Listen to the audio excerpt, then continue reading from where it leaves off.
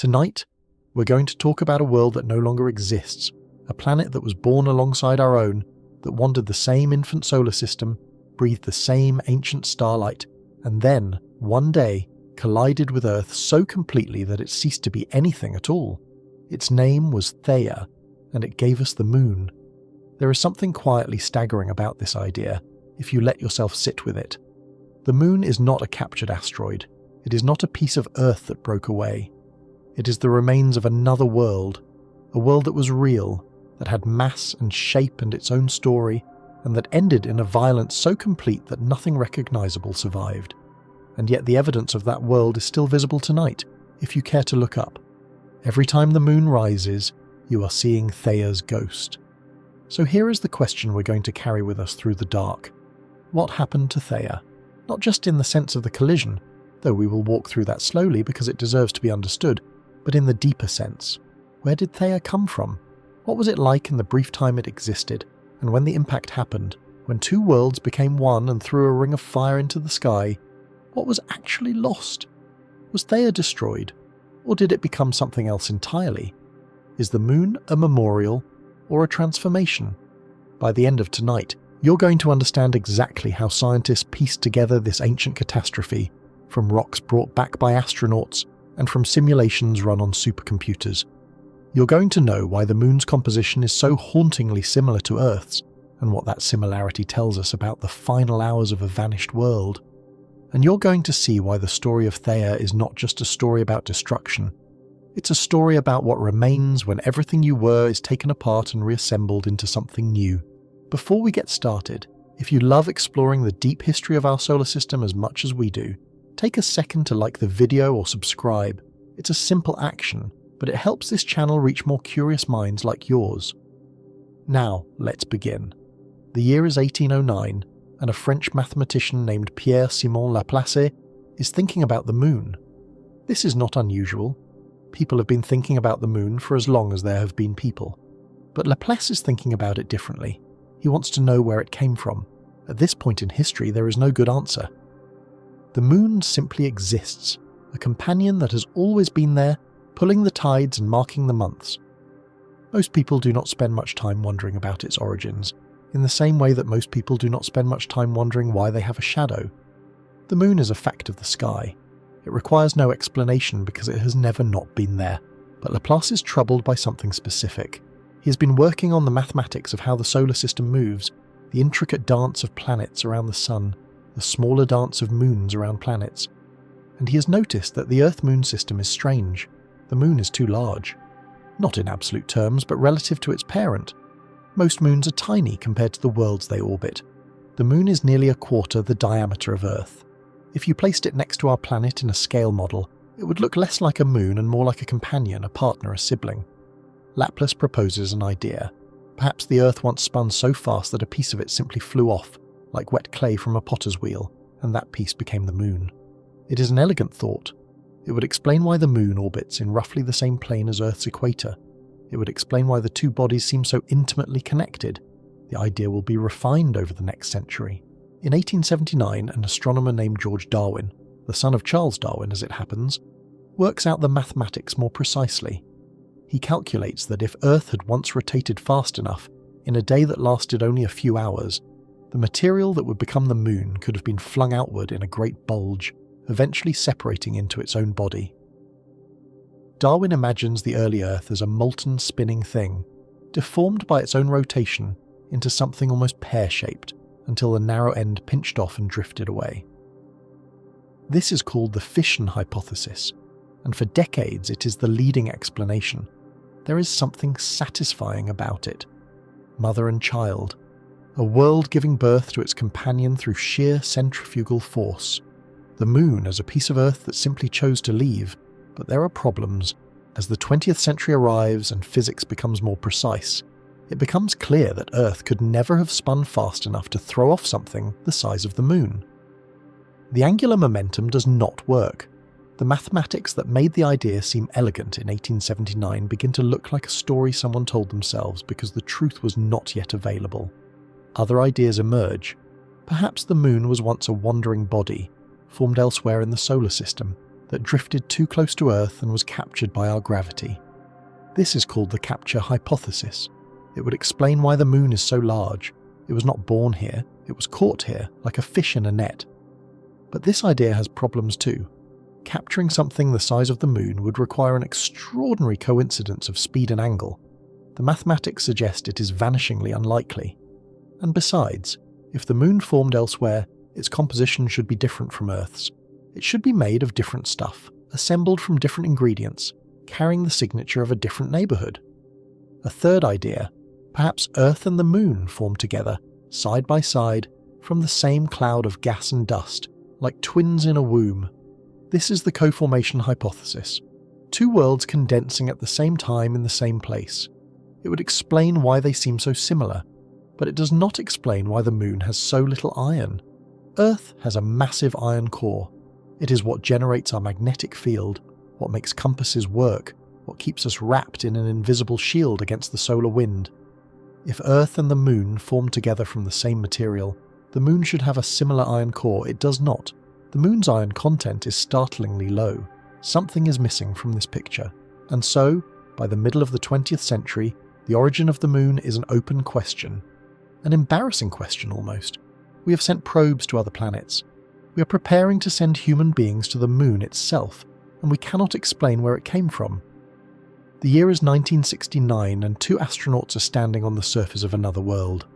Their names are Neil Armstrong and Buzz Aldrin, and they are doing many things, planting a flag, taking photographs, bounding in slow motion across a landscape no human being has ever touched.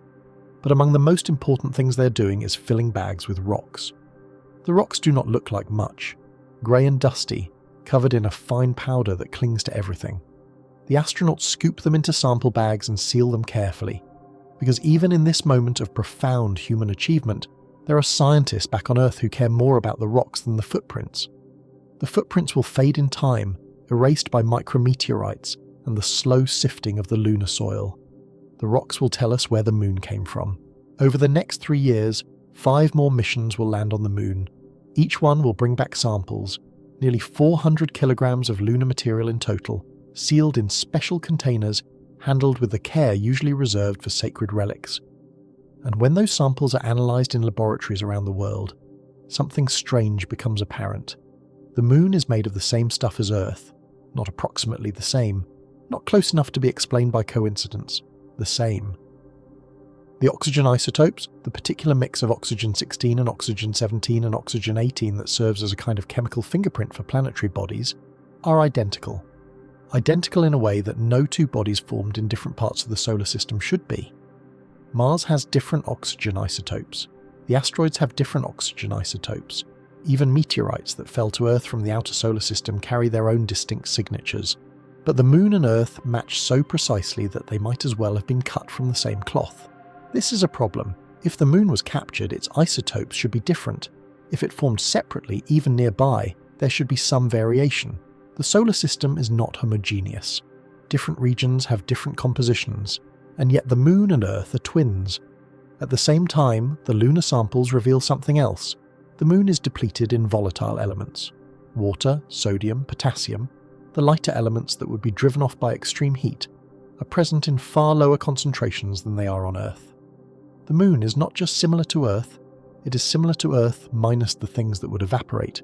Put these two facts together and they point towards something dramatic, something hot, something that took Earth's material and heated it so intensely that the lighter elements boiled away, leaving behind a residue of rock and mineral that cooled into the Moon we see tonight. The year is 1975, and two scientists are about to change everything. Their names are William Hartmann and Donald Davis, and they have been thinking about the problem of the Moon's origin for a long time. Hartmann is a planetary scientist with a background in studying impact craters. Davis is a specialist in the mathematics of celestial mechanics. Together they are about to propose an idea that will seem almost absurd at first, and then, over the next few decades, will become the only explanation that makes sense. Their idea is this: the Moon was created by a giant impact, not a meteor strike, not an asteroid, a collision between Earth and another planet, a world the size of Mars or perhaps even larger, that struck our infant planet with such force that both bodies were effectively destroyed. The impact melted everything, it vaporized rock, It threw a cloud of debris into orbit around what remained, and that debris cooled and coalesced into the Moon. Hartmann and Davis published their hypothesis in the journal Icarus. The paper is careful and mathematical, it does not dramatize, but the idea itself is dramatic beyond measure. They are proposing that our planet was once torn apart and reassembled. They are proposing that the Moon is not a child of Earth but a scar, the solidified remnant of the most violent event in our planet's history. The scientific community is skeptical. It is one thing to propose a giant impact. It is another to explain how such an impact could produce a Moon with the right size, the right composition, the right orbit. The mathematics are not yet good enough. The computers are not yet powerful enough to simulate what would actually happen when two worlds collide. But the idea does not go away. It festers. It grows. A year later, in 1976, another scientist proposes the same idea independently. His name is Alistair Cameron, and he is a Canadian astrophysicist who's been studying the formation of planetary systems. Cameron is working with a colleague named William Ward, and together they calculate that a Mars-sized impactor striking Earth at a glancing angle could throw enough material into orbit to form the Moon. The angle matters enormously. A head-on collision would not work. It would simply destroy both bodies and leave nothing in orbit. But a grazing blow, off-center and angled, could shear off material from both Earth and the impactor, splashing it outward into space. Cameron and Ward give the impactor a name. They call it Theia. The name comes from Greek mythology. Theia was a titaness, one of the ancient gods who ruled before the Olympians. She was the mother of Selene, the goddess of the Moon. It is a fitting name for a vanished world whose death gave birth to our lunar companion. But in 1976, Theia is still just a hypothesis. A story that fits the facts, but has not been proven. The idea will need to survive decades of scrutiny, and it will need the help of machines that do not yet exist. The year is 1984, and scientists are gathering in Hawaii for a conference on the origin of the Moon. It is a peculiar gathering, a meeting devoted entirely to a single question that has been asked for centuries and has never been satisfactorily answered. The participants include geochemists who study the lunar samples, astronomers who study the dynamics of the solar system, and a new kind of scientist who is just beginning to make their presence felt. Computer modelers.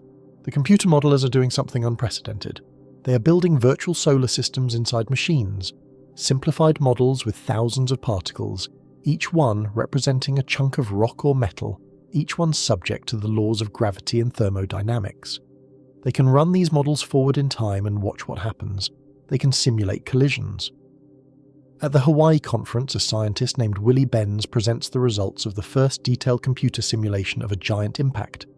The simulation is crude by modern standards. The particles are large, the physics is approximate, the computing power is limited to what can fit inside a mainframe. But the results are astonishing. Benz shows that if you take a Mars-sized object and collide it with Earth at a specific angle and velocity, the impact produces a spray of debris that goes into orbit. The debris is hot, thousands of degrees, molten and vaporized. It spreads out into a disk around what remains of Earth, and over time that disk cools and clumps together into a single body, the Moon. The simulation is not perfect. It has limitations and assumptions that will need to be refined over the coming decades.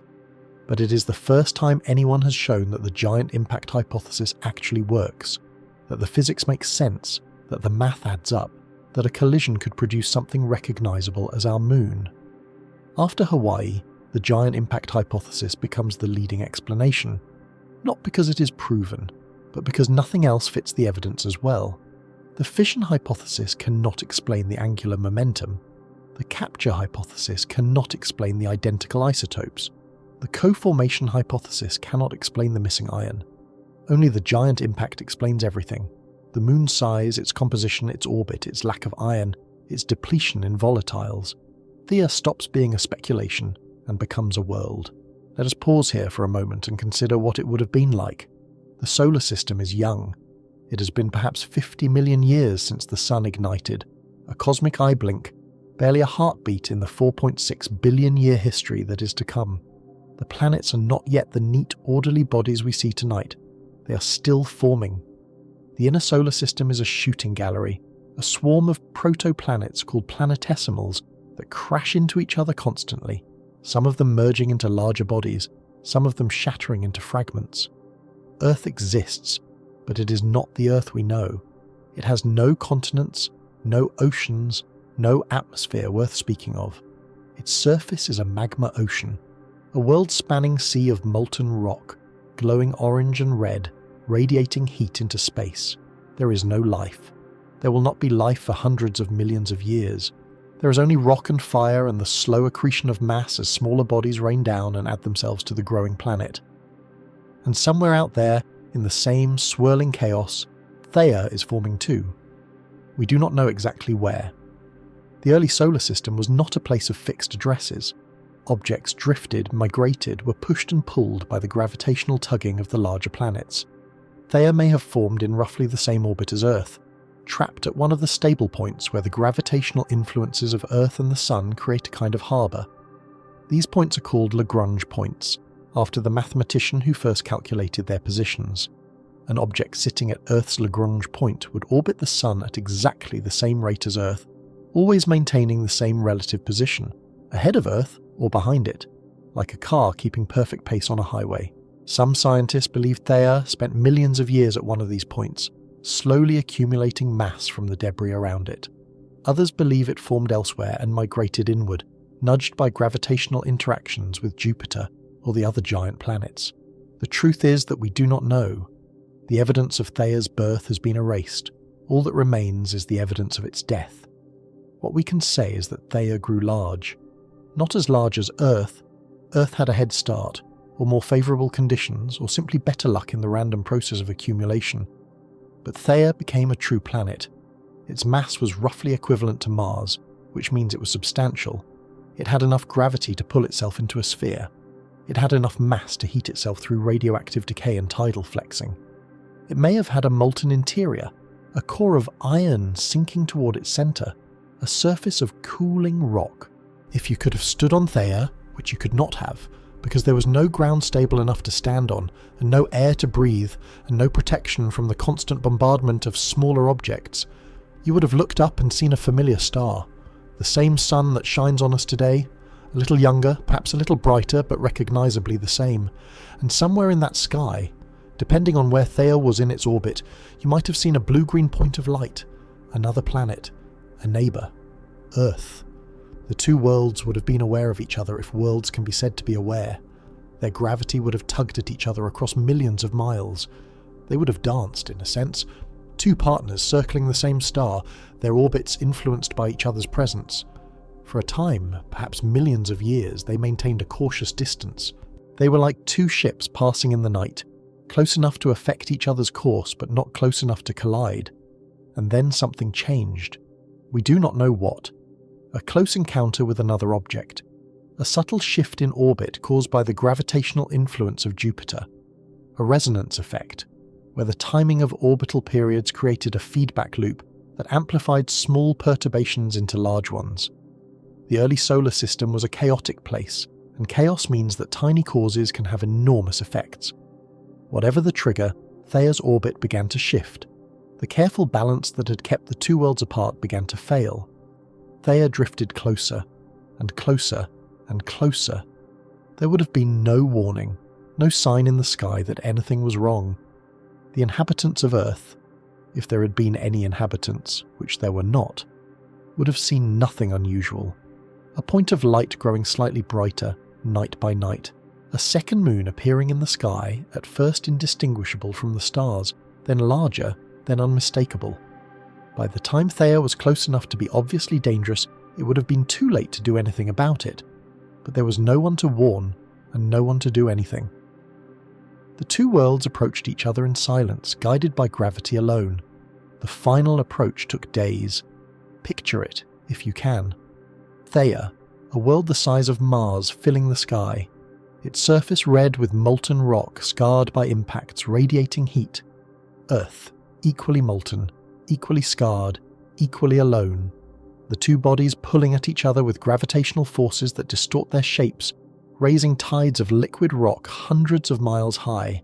The ground, if it can be called ground, heaving and rolling. Earthquakes that would have registered beyond any scale we have invented. And then contact. The impact did not happen the way you might imagine. It was not like a bullet striking a target, not like a car crash. not like any collision you have ever seen. At these scales, with these energies, rock and metal behave like fluids. When Theia struck Earth, both worlds deformed, they splashed, they merged. The point of impact was a region of temperatures that did not exist naturally anywhere else in the solar system at that time. The energy released was equivalent to billions of nuclear weapons detonating simultaneously. Rock vaporized, not melted, but turned directly into gas, a plasma of silicon and oxygen and iron expanding outward at thousands of miles per hour. And yet, somehow, both worlds survived. Not intact, not recognizable.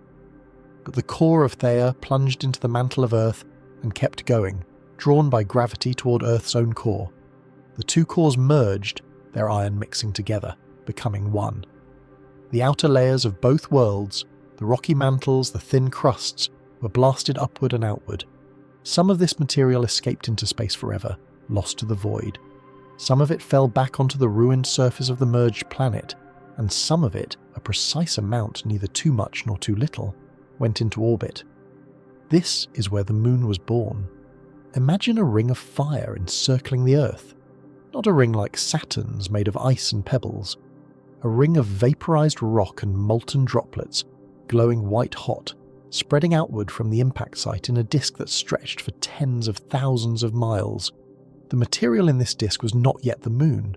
It was chaos, fragments colliding with each other, merging, breaking apart, colliding again. Some of the fragments were tiny, dust-sized. Some were the size of mountains, but gravity is patient. Gravity does not hurry, and over time, perhaps as little as a century, perhaps as long as 1,000 years, the largest fragments began to dominate. They swept up the smaller ones, they grew, they merged, and at some point there was only one. The moon, newborn, hung in the sky above a ruined Earth. It was not the pale companion we see tonight. It was still molten, its surface a magma ocean that glowed orange and red, radiating enough heat to be visible from millions of miles away. The Earth below was similarly devastated. Its own surface remelted, its rotation altered, its axis tilted, its day shortened to just a few hours. But it was alive. Both worlds were alive. Earth, reassembled from the collision, carrying Theia's core at its heart, and the moon, assembled from the debris, carrying fragments of both worlds in its body. Theia was gone, but Theia was everywhere. Here is the strangest part of the story, and the part that took scientists decades to understand. The moon is not simply a piece of Theia, nor is it simply a piece of Earth. It is both. The early computer simulations suggested that the moon should be made mostly of Theia's material, the outer layers of the impactor blasted off during the collision and flung into orbit. Earth's material would have fallen back onto the planet itself, pulled by the stronger gravity of the larger body. The moon, in this picture, should carry Theia's isotopic signature, different from Earth's, foreign, clearly from another world. But the lunar samples told a different story. The moon's oxygen isotopes matched Earth's perfectly. Too perfectly. If the moon was mostly Theia, and Theia formed elsewhere in the solar system, the match should not be this good. For years this was a puzzle. Scientists proposed various solutions. Perhaps Theia happened to form in exactly the same part of the solar system as Earth, with the same isotopic composition. A coincidence, but not impossible. Perhaps the two bodies exchanged material after the impact, mixing their compositions until they became indistinguishable. Perhaps the models were wrong about something fundamental, and then, in the 21st century, a new generation of computer simulations began to reveal a different picture. The newer models have more resolution, more particles, more accurate physics. They can track what happens to individual chunks of rock during the collision and its aftermath. And what they show is that the giant impact was more violent, more thorough than anyone had imagined. In some of these simulations, the impact essentially vaporizes both worlds. Earth and Theia do not merely splash together. They become a single mass of superheated vapor, a cloud of rock gas that fills a region of space larger than the current moon's orbit. This cloud rotates, spreads, cools.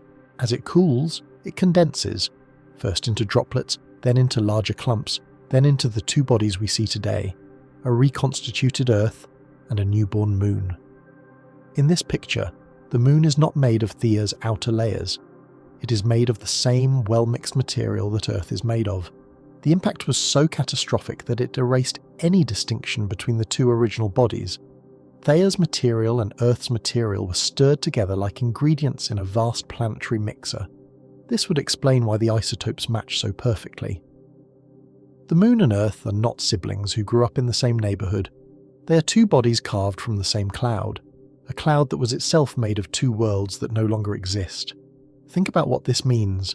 The Earth you are standing on, or lying on, or sitting on tonight is not the original Earth. The original Earth was destroyed 4.5 billion years ago. What exists now is a reconstruction, a new world assembled from the ruins of the old one, mixed with the body of its destroyer. Every rock on this planet contains atoms that once belonged to Theia. Every ocean, every mountain, every grain of sand, and the Moon contains Earth. The two bodies are not parent and child. They are not captor and captive. They are something stranger, two halves of the same catastrophe, two outcomes of the same event, forever orbiting each other as if still bound by the violence that created them. This is the first truth about Theia, and it is worth sitting with for a moment. Theia did not simply die. Theia became us. Its iron sank into our core and is there still, generating the magnetic field that shields us from the solar wind. Its rock mixed with our rock and cooled into the continents we live on. Its silicates drifted into orbit and became the Moon that lights our nights and pulls our tides. When you look up at the Moon tonight, you are not seeing a memorial to a lost world. You are seeing Theia itself, transformed, reconstituted, still present after 4.5 billion years. The lost planet is not lost. It is here. It has always been here. But that realization raises another question, one that is harder to answer and perhaps more important to ask. What was Theia like in the brief time it existed as its own world? What did it look like? What was its surface made of? Did it have volcanoes, mountains, a magnetic field of its own? And most haunting of all, if things had happened differently, if the orbits had shifted another way, if the collision had been avoided, would Theia still be out there tonight, a fourth rocky planet visible in our sky as a bright point of light between Venus and Mars? We cannot know. The evidence is too thoroughly mixed.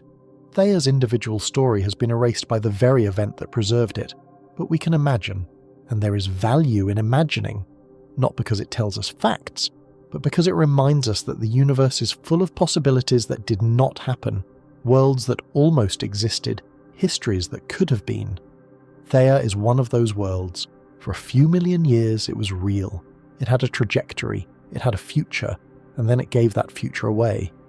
The ancient Greeks believed that the universe was governed by fate, that events unfolded according to a plan that no one could change. The Titaness Theia, mother of Selene, knew her daughter's destiny before she was born. In a sense, the planet we named after her knew its destiny too. It was always going to collide with Earth. It was always going to become the Moon. The initial conditions of the solar system, set billions of years before anything we would recognize as a planet existed, determined everything that followed. And yet, there is something that feels like choice in the story. Not conscious choice. Theia had no mind, no will, no capacity for decision. But a kind of branching, a moment when things could have gone otherwise. A slightly different angle of impact and both worlds might have been destroyed completely, leaving nothing but a field of rubble where Earth and Moon now orbit. A slightly different velocity and Theia might have swung past, continuing on its way, leaving Earth alone. It did not happen that way. The angle was right. The velocity was right. The collision produced exactly the conditions needed to create a Moon. Not too small, not too large, not too close, not too far. Some scientists have noted that the Moon seems almost too perfect. Its size stabilizes Earth's axial tilt, preventing the kind of chaotic wobbles that would make seasons unpredictable and climate unstable. Its tidal pull may have been essential for the development of life, creating intertidal zones where simple organisms could transition from water to land. Without the Moon, Earth might still be a living planet, but it might be a very different kind of living planet with very different kinds of life. This is not to say that the collision was intentional, or that some cosmic purpose was being served. The universe has no purposes.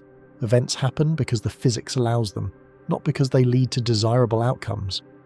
But it is strange, and worth pausing over, that the most violent event in our planet's history may also have been the event that made our existence possible.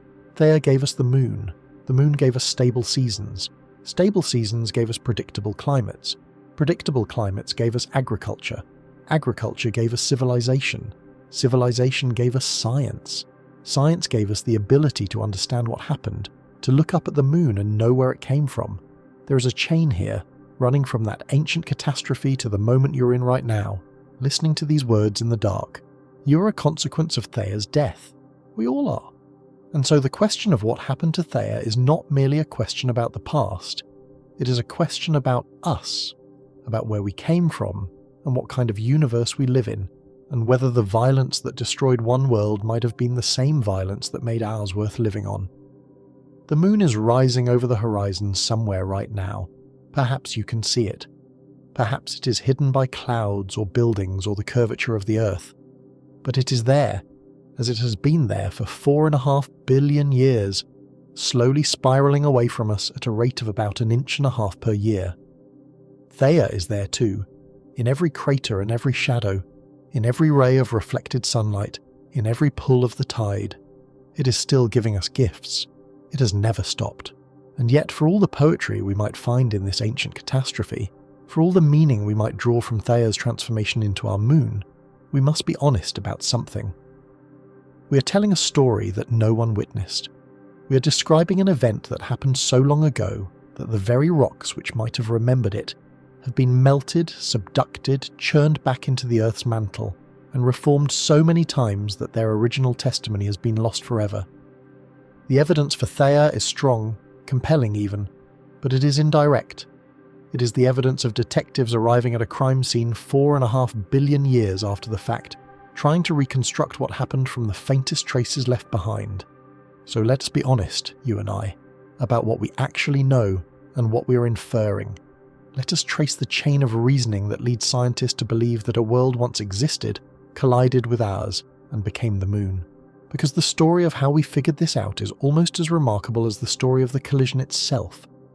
The moon has always been a puzzle. Ancient peoples looked up at it and wondered what it was, where it came from, why it changed shape throughout the month, why it seemed to follow them wherever they went. They created myths to explain it. Gods and goddesses, celestial chariots, divine lanterns hung in the sky to light the night.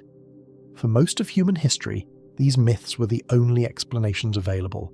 The moon was simply there, a fact of existence, no more requiring an origin story than the sky itself. But in the modern era, as telescopes and mathematics and the slow accumulation of physical knowledge gave us new ways of understanding the cosmos, the moon became a problem. We knew it was a world, a sphere of rock orbiting the Earth. We knew how far away it was and how large it was, and how long it took to complete each orbit.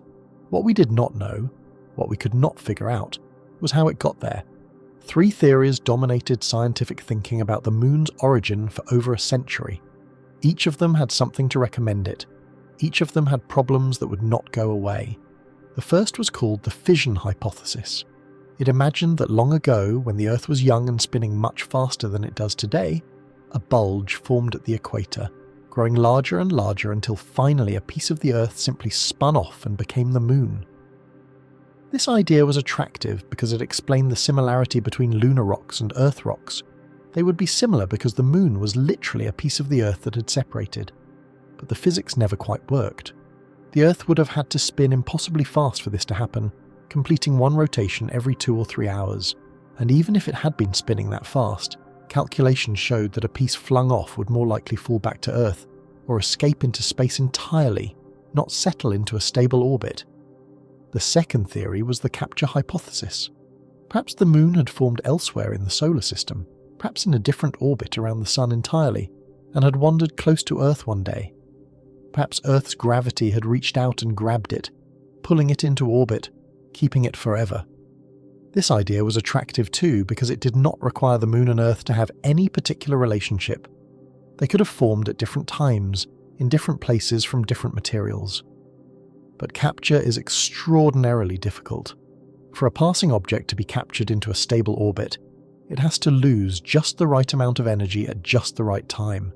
Too much energy, and it crashes into the planet. Too little, and it swings past and continues on its way. The moon is too large and orbits too close for a clean capture scenario to work. The mathematics suggested it was nearly impossible. The third theory was co-accretion, sometimes called the sister hypothesis. Perhaps the Moon and Earth had formed side by side from the same cloud of debris, like twins growing in the same womb. They had always been together, born at the same time from the same materials, orbiting each other from the very beginning. This explained the orbital relationship nicely, but it did not explain the chemistry. If the Moon and Earth had formed side by side from the same cloud of debris, they should be more similar to each other than they are. The Moon has almost no iron core, while Earth has a massive one. The Moon is much less dense than Earth. If they were twins, they were very unequal twins, and no one could explain why. For decades, these three theories competed with each other, none of them fully satisfying, all of them leaving problems unsolved. The Moon hung in the sky, beautiful and mysterious, keeping its secrets. And then, in the 1960s and 70s, something remarkable happened. Human beings went there. We walked on its surface. We collected its rocks. We brought them home. The Apollo missions changed everything we knew about the Moon. Astronauts gathered hundreds of pounds of lunar samples, grey dust, crystalline fragments, ancient boulders from the highlands, dark basalts from the Maria, the great grey plains that early astronomers had mistaken for seas. These rocks came back to Earth and were distributed to laboratories around the world, where scientists subjected them to every test imaginable. They measured isotope ratios and mineral compositions and crystallization ages. They examined the rocks under microscopes and bombarded them with radiation, and dissolved them in acid to separate their chemical components. And what they found was strange, stranger than any of the three competing theories had predicted. The lunar rocks were similar to Earth rocks, but not in the way the fission hypothesis required. They were not identical to any known Earth material. They had clearly been part of a separate body, formed under separate conditions with a separate history. But they were not different in the way the capture hypothesis required either. Their oxygen isotope ratios, a kind of chemical fingerprint that varies from one region of the solar system to another, were almost exactly the same as Earth's. If the Moon had formed somewhere else entirely, its oxygen should have been at least slightly different. It was not. The Moon and Earth were chemically linked in a way that suggested they shared a common origin, even if they were not simply pieces of each other. And the rocks showed something else, something no theory had predicted. They showed evidence of a violent high-temperature origin. Many of the lunar samples had once been completely molten, heated to thousands of degrees, liquefied, and then slowly cooled. The entire outer layer of the Moon appeared to have been a magma ocean early in its history, a sea of molten rock covering the entire world hundreds of miles deep. This was not consistent with gentle co-accretion or gradual fission. It was consistent with something catastrophic. The evidence was pointing toward a new story, a story no one had quite imagined before. The Moon had formed in violence, it had formed in fire, it had formed from the debris of a collision between two worlds.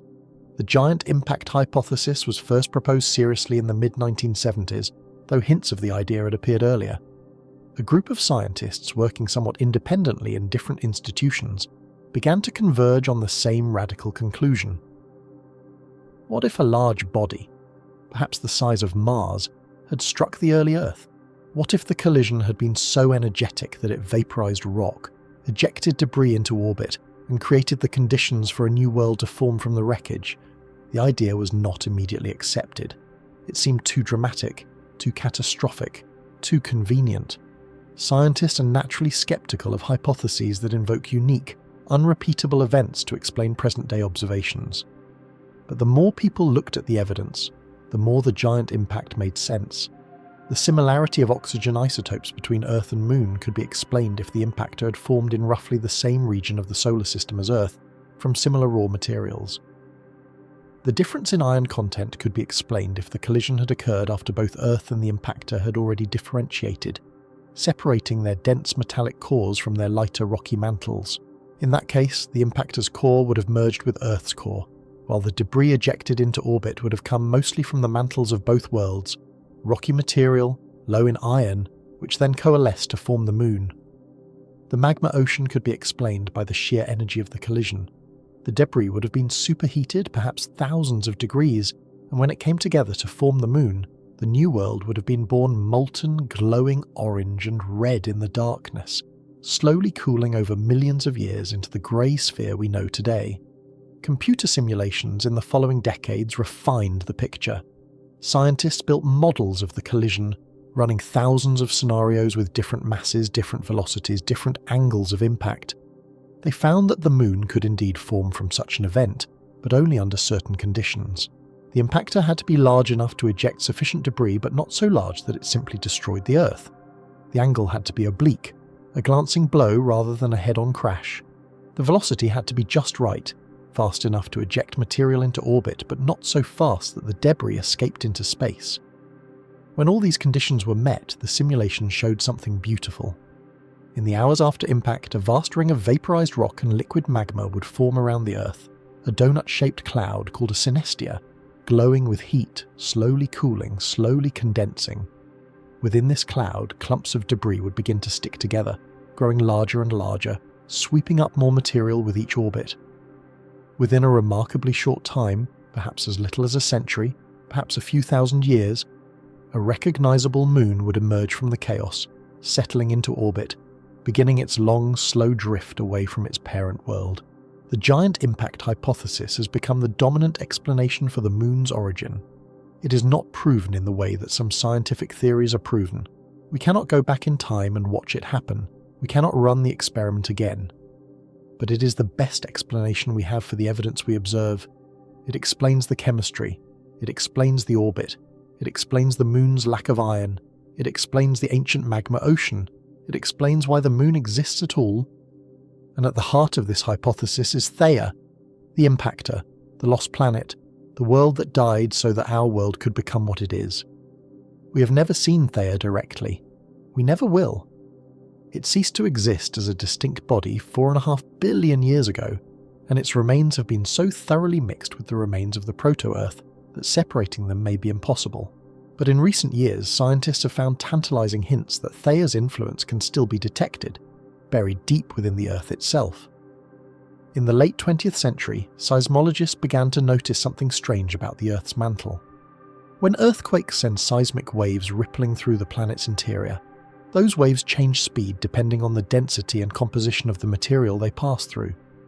By carefully measuring these waves at stations around the world, scientists can build up a picture of the Earth's deep structure, the way a physician uses ultrasound to image the organs inside a body. What they found were two massive anomalies, deep within the mantle, one beneath Africa and one beneath the Pacific Ocean. These structures are enormous, continent-sized, rising hundreds of miles above the core mantle boundary. They are denser than the surrounding material, and seismic waves slow down when they pass through them.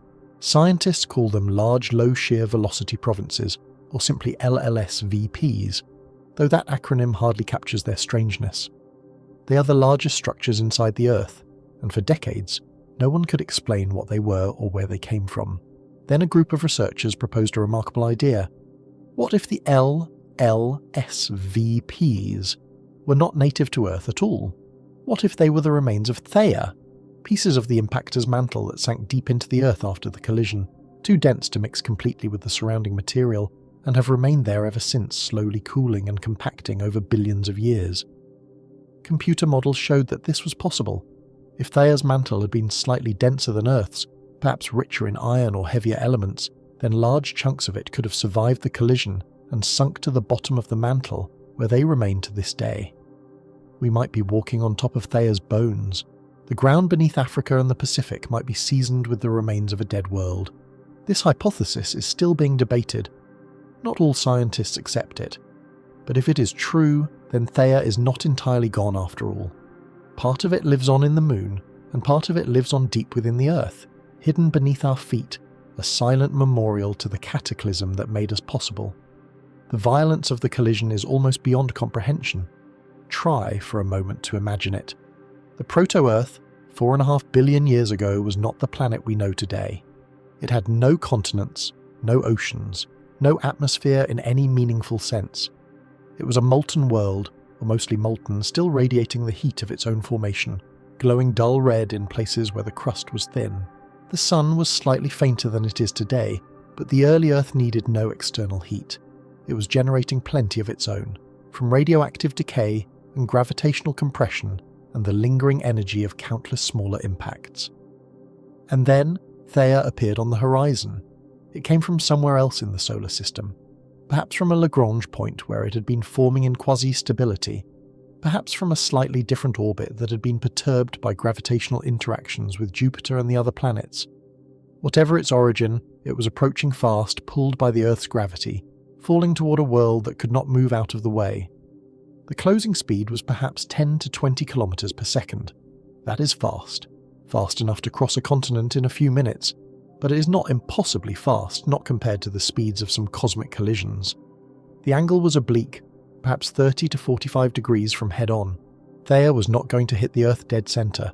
It was going to strike a glancing blow, like two billiard balls kissing at an angle. The moment of contact would have been... what?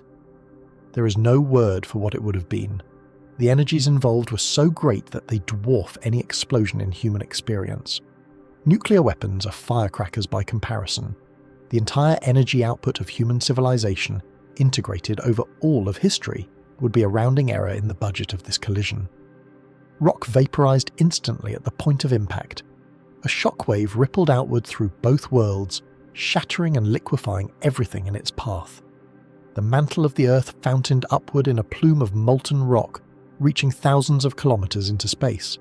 Theia deformed, stretched, came apart, its material mixing with Earth's material in a superheated cloud that engulfed both bodies. For a brief time, hours perhaps, there was no Earth and no Theia. There was only the debris field, a vast spinning cloud of vaporized rock, liquid magma, and solid fragments, all glowing with heat, all orbiting a common center of mass. The temperature at the center may have exceeded 10,000 degrees, hotter than the surface of the sun. And then gravity began its patient work. The heaviest material fell toward the center, coalescing into a new proto-Earth, larger than before, richer in iron, hotter than ever.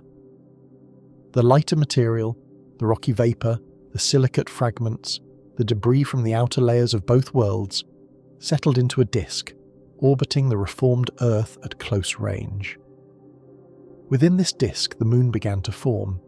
It happened quickly by geological standards, perhaps 10 years for the debris disk to condense into a proto-moon, perhaps 100 years for the moon to sweep up most of the remaining fragments, perhaps a few million years for the last traces of the debris disk to dissipate, falling back to Earth or being ejected from the system entirely.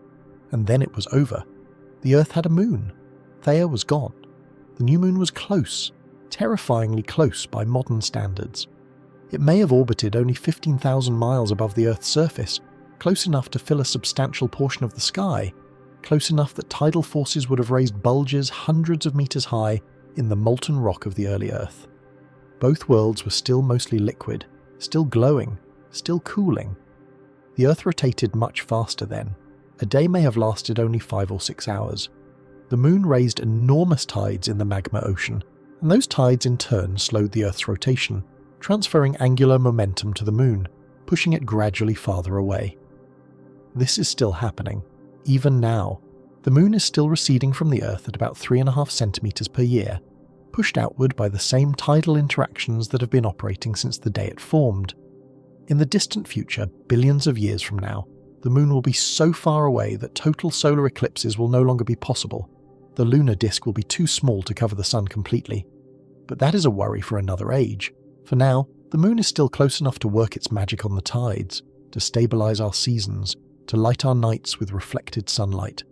For now, we can still look up and see Theia, transformed but not truly gone, faithful after all these billions of years. The story of Theia is a story of destruction, yes, but it is also a story of creation. The violence that shattered one world built another. The catastrophe that could have sterilized our planet instead gave it a companion, a guardian, a gentle presence in the night sky that has shaped the evolution of life itself. There is a particular kind of comfort in this. The universe is not gentle. Worlds collide, stars explode, galaxies devour each other over timescales so vast that human history is not even a footnote. And yet out of all this violence structures emerge, patterns form. Life arises, improbably, wonderfully against all the odds. The very atoms in your body were forged in the hearts of dying stars, scattered across the cosmos by supernova explosions, gathered together by gravity, organised by chemistry, animated by biology. You are made of recycled catastrophe. So is the moon, so is everything. This is not a comforting thought in the way that a warm blanket is comforting. It does not make the universe seem safe or predictable or kind, but there is a different kind of comfort in recognising that creation and destruction are not opposites. They are partners, collaborators, two aspects of the same cosmic process. Theia's death was the moon's birth. The moon's birth was, in some real sense, the beginning of everything that makes Earth habitable for creatures like us.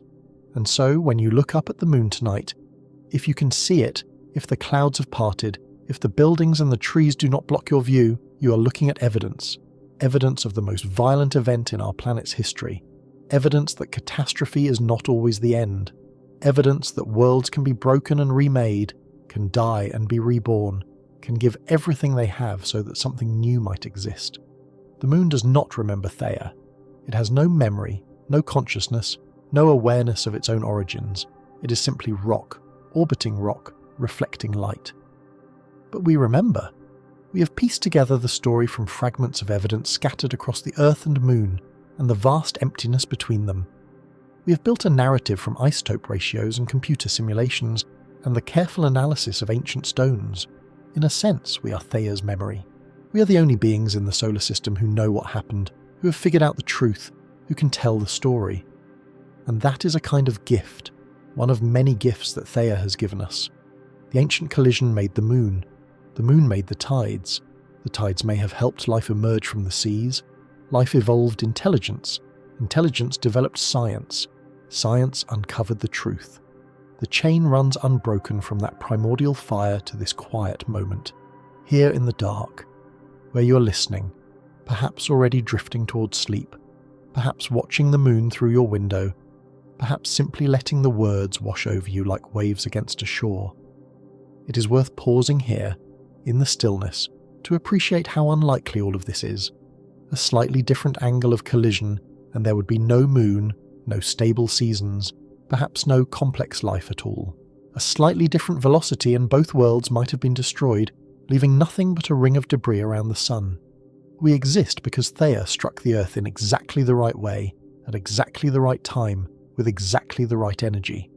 This is not purpose. The universe did not plan for us. But it is remarkable, and it is worth a moment of quiet wonder before we continue. The moon is still rising somewhere on Earth, as it has risen every night for 4.5 billion years. Theia is still there, in every shadow and every crater, in every reflected ray of light. The story is still being told. And now, the story moves forward, into deeper time, into questions that become stranger the longer you sit with them. Because here is something worth understanding. The collision that made the moon did not simply happen and then end. It was not a single moment, a flash of fire, and then silence. It was a process that unfolded over hours, then days, then years, then millions of years. And in some sense, it is still unfolding now, still shaping the Earth and the moon, in ways so slow and subtle that we barely notice them. The universe does not draw clean lines between before and after. Events bleed into each other, consequences ripple outward, and what seems like an ending is always, if you look closely enough, also a beginning. Consider what happened in the hours after Theia struck the Earth. The debris cloud that would become the moon did not simply hang there, waiting patiently to condense into a solid body. It was chaos made visible, a swirling maelstrom of vaporized rock and molten droplets and fragments of both worlds spinning around a wounded Earth at terrifying speeds. The temperatures in this cloud were beyond anything we normally encounter, beyond anything we can easily imagine. Thousands of degrees, hot enough that rock itself behaved like a gas, hot enough that the very concept of solid and liquid became meaningless. This was a disk of fire, a ring of destruction wrapped around a planet that was itself barely recognizable as a planet anymore. The Earth at this moment was not the blue marble we know. It was a magma ocean world, its entire surface molten to a depth of hundreds of miles, glowing dull red and orange against the blackness of space. There was no land. There was no water. There was no atmosphere as we would understand it, just a thick envelope of vaporized rock and metal, so hot and so dense that it would have been opaque, completely blocking any view of the stars, If you could somehow have survived in orbit around this transformed Earth, you would have seen nothing but fire below and fire above, the planet and its debris cloud merging into a single inferno that filled the sky. And yet, within this inferno, order was already beginning to emerge. The debris cloud was not stable. It could not last. Gravity was pulling on every particle, every droplet, every fragment of shattered world, drawing them together into larger and larger clumps. This process, which scientists call accretion, happened with remarkable speed. Within perhaps a century, certainly within 1,000 years, most of the debris had gathered itself into a single body, a proto-moon still glowing from the heat of its formation, still orbiting terrifyingly close to the Earth. Some estimates suggest that the newly formed moon was only about 15,000 miles away, close enough that it would have filled an enormous portion of the sky, close enough that tidal forces between the two bodies were reshaping both of them even as they cooled. Picture this if you can, a moon so close that it seemed almost within reach, hanging over a molten Earth like a second sun, both bodies still red with heat, both bodies still finding their shapes. There were no seas to feel the tides, but the rock itself responded to the gravitational pull, bulging and flexing, dissipating energy through friction, slowly pushing the moon away. This is a dance that continues to this day, though now it is measured in inches per year rather than miles per century. The moon is still retreating from the Earth, still carrying away angular momentum, still responding to forces set in motion by an impact that happened before there were eyes to see or minds to understand. Spare a thought for the time it took for these two bodies to become what they are now. The cooling process alone stretched across millions of years. The Earth's magma ocean gradually solidified, forming the first crust, a thin skin of rock floating on an ocean of liquid stone. This early crust was probably nothing like the continents we know today. It was dark, basaltic, constantly being broken apart by the churning of the magma below, constantly being remade. There were no mountains yet, no valleys, no familiar features at all, just a world-spanning sea of cooling rock, dotted with volcanic eruptions, wrapped in an atmosphere of steam and carbon dioxide that would have crushed and poisoned any creature from our time. The moon underwent its own transformation. It too had a magma ocean, though smaller and shallower than Earth's.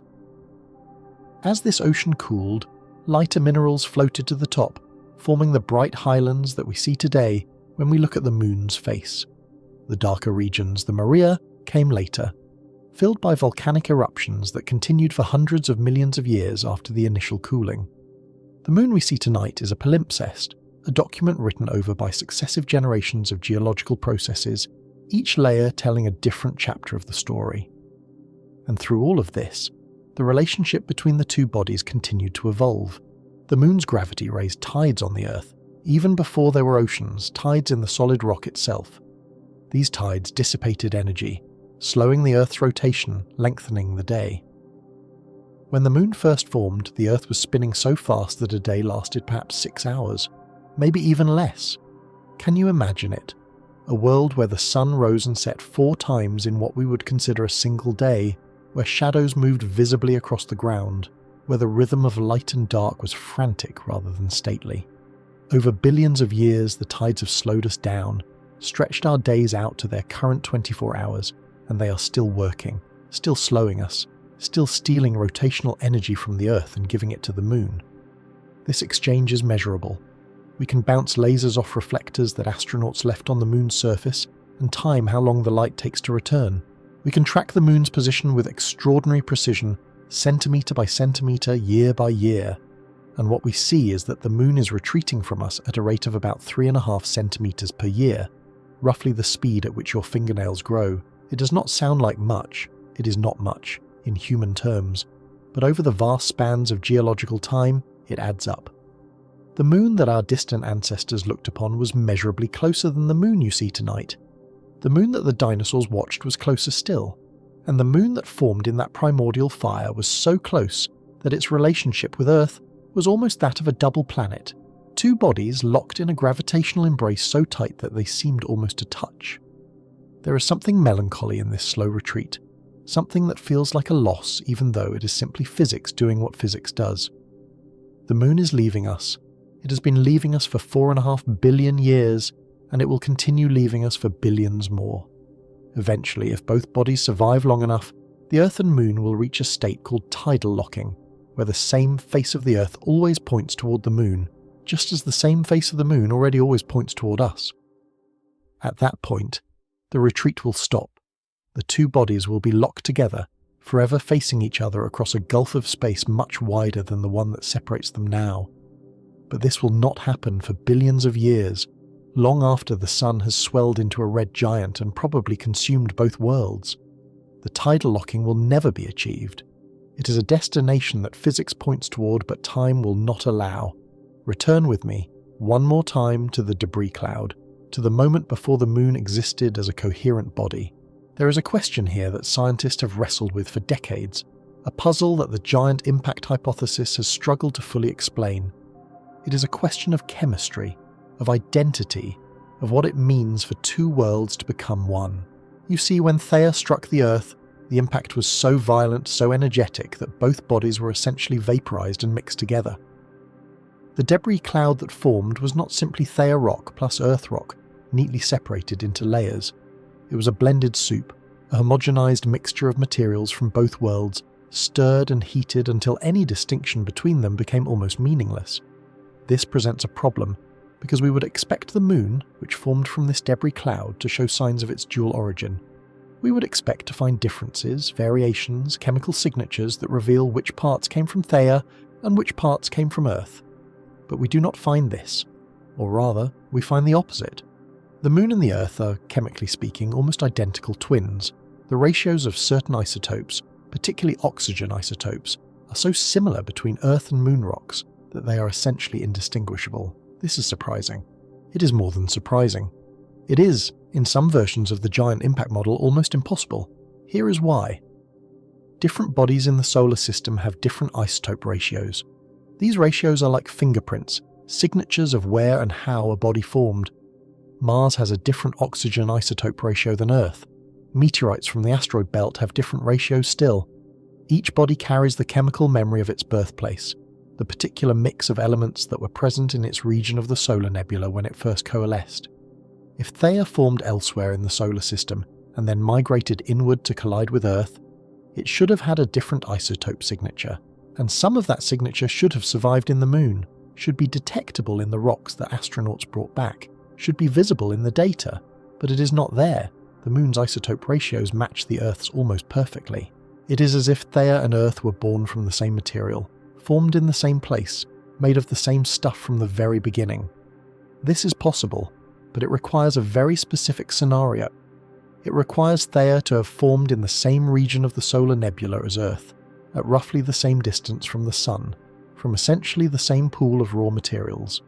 It requires the two worlds to have been siblings, not strangers, neighbours, rather than visitors from distant parts of the solar system. Some scientists have proposed alternative explanations.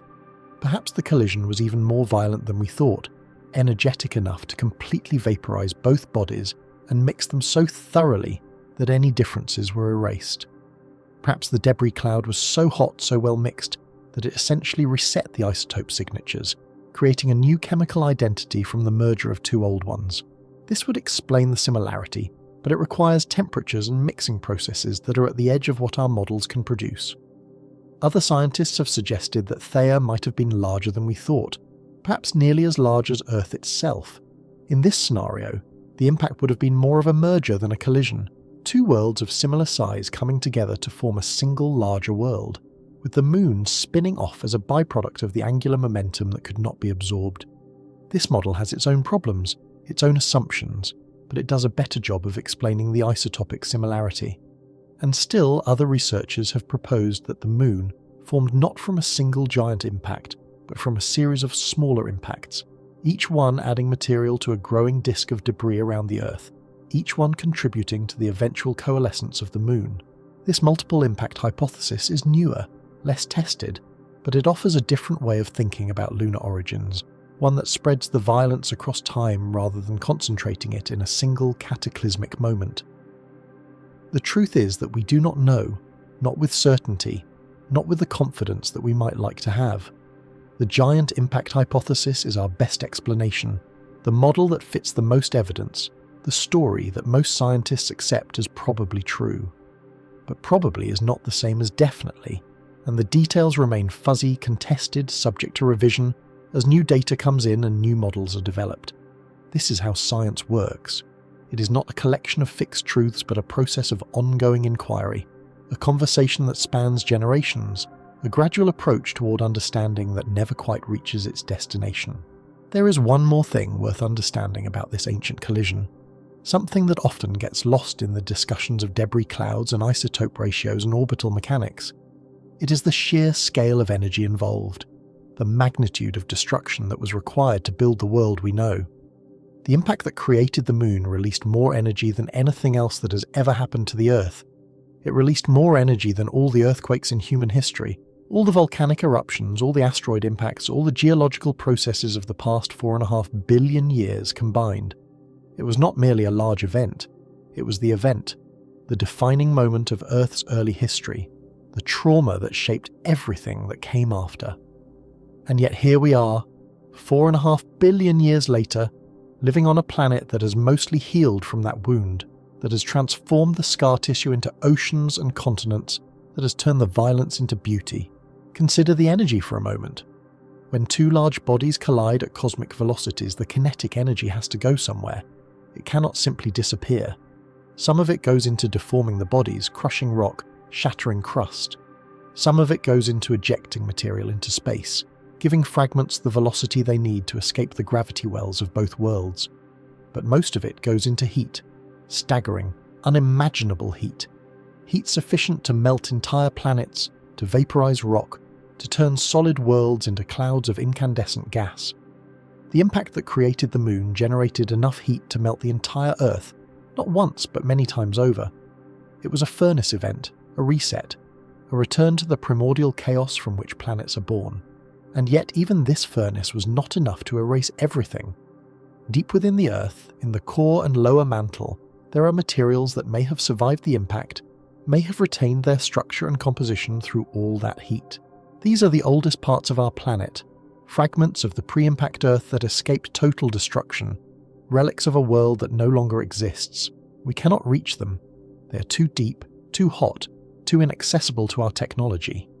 But we know they are there, and their existence tells us something profound about the limits of even cosmic violence. Let us sit for a long moment with the aftermath. Picture the Earth in the millions of years after the impact, slowly cooling, slowly stabilizing, slowly becoming something other than a ball of molten rock. The magma ocean is crystallizing from the bottom up, heavier minerals sinking, lighter minerals rising, the first crude differentiation of the planet's interior taking place. The atmosphere is thick and poisonous, a choking envelope of steam and carbon dioxide and other volcanic gases, completely opaque to visible light. There is no sun in this sky, no stars, no moon, just a uniform glow of heat from above and below, a world wrapped in fire. And then, gradually, imperceptibly, things begin to change. The surface cools enough for rock to solidify. The atmosphere cools enough for water vapor to condense. And one day, perhaps, the first rain begins to fall. Not rain as we know it, not gentle drops pattering on leaves and windows. This is something else entirely. This is a deluge of superheated water, falling from a sky that has been saturated with steam for millions of years, falling onto rock that is still hot enough to boil it back into vapor instantly. For perhaps thousands of years this cycle continues. Rain falls, rock boils it back into the sky, rain falls again.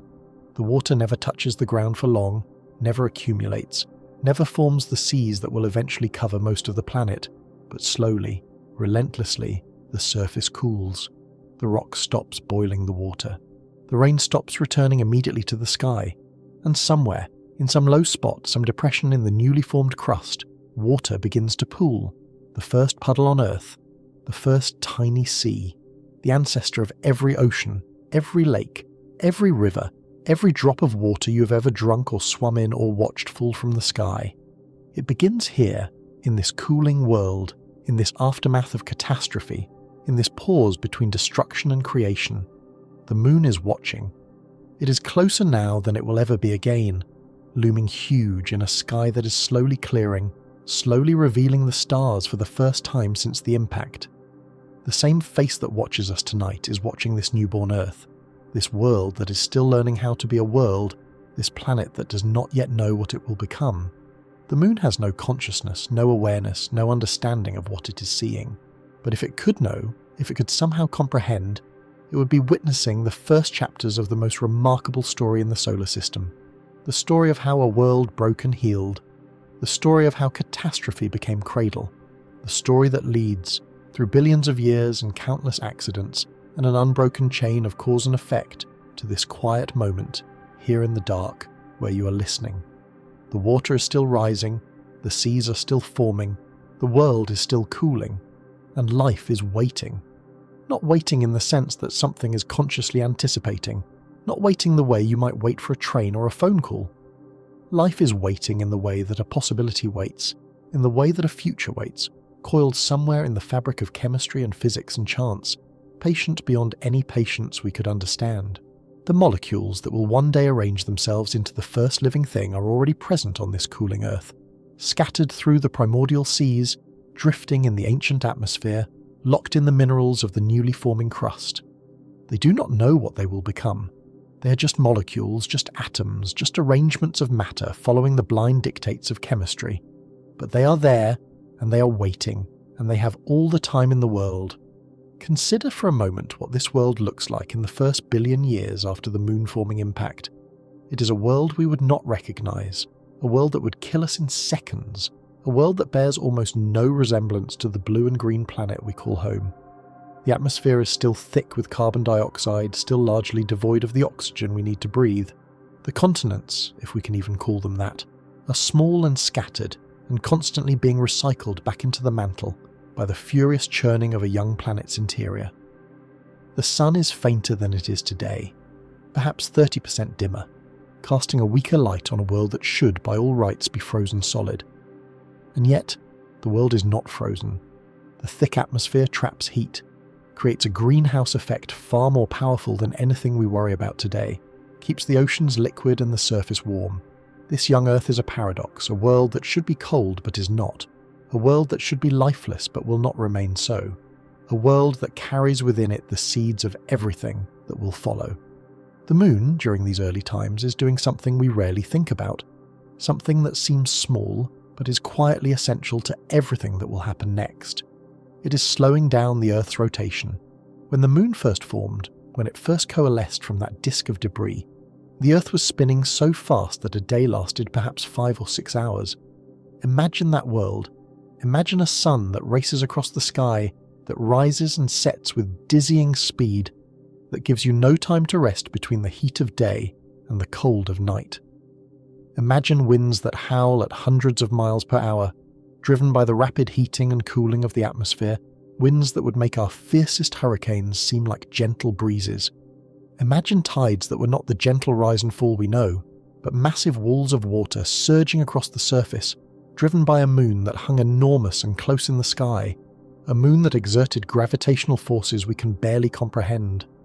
This is the world the moon inherited, and slowly, patiently, over hundreds of millions of years, the moon began to change it. The same tidal forces that raise the oceans also create friction, friction that dissipates energy, energy that has to come from somewhere. And where it comes from is the Earth's rotation. Every tide that rises, every bulge of water that follows the moon across the surface of the planet steals a tiny amount of the Earth's spin. Not much, an almost infinitesimal amount. But over millions of years, those tiny thefts add up. The days grow longer, the winds grow calmer, the tides grow gentler, the world becomes, ever so slowly, a quieter place. And here is something worth pausing on, something that connects this ancient process to the world you know. The days are still getting longer. Right now, tonight, as you listen to this, the moon is still stealing rotation from the Earth, still slowing our spin by about 1 second every 50,000 years. It is such a small change that no human could ever perceive it, such a gradual theft that civilizations will rise and fall without ever noticing. But it is happening. The moon that formed in fire and violence is still shaping our world, still adjusting the rhythm of our days, still doing the quiet work that began 4.5 billion years ago. Picture, if you can, the relationship between the Earth and moon as a kind of cosmic conversation, a dialogue conducted not in words but in gravity, in tides, in the slow exchange of energy across the void. The Earth speaks to the Moon through its gravitational pull, raising tides on the lunar surface just as the Moon raises tides here, though the Moon's tides are made of rock rather than water, subtle flexing of the solid crust that we cannot see from this distance. The Moon speaks back through its own pull, through the tides it raises in our oceans, through the gentle braking it applies to our rotation. And through this conversation, through this slow dance of mutual influence, both bodies are changing, both bodies are evolving, both bodies are becoming something different from what they were at the beginning. The Moon, during these early eons, is also doing something else, something we often forget when we think about the quiet companion in our night sky. It is being bombarded. We are both being bombarded. This is the era that scientists call the Late Heavy Bombardment, a period roughly 4 billion years ago when the inner solar system was swept by a storm of asteroids and comets, debris left over from the formation of the planets, debris that had been stable for hundreds of millions of years, but was now being shaken loose by the gravitational reshuffling of the outer giants. Jupiter and Saturn, those massive worlds in the outer solar system, were slowly migrating, slowly changing their orbits, and as they moved, they sent gravitational ripples through the asteroid belt, through the Kuiper belt, through all the regions where small bodies lurked in the darkness. And those small bodies began to fall inward, toward the Sun, toward the inner planets, toward Earth and Moon. We can see the scars of this bombardment every time we look up at the Moon. Those dark patches that form the face of the man in the Moon, those vast circular plains that the early astronomers mistakenly called seas, they are the wounds left by this ancient violence.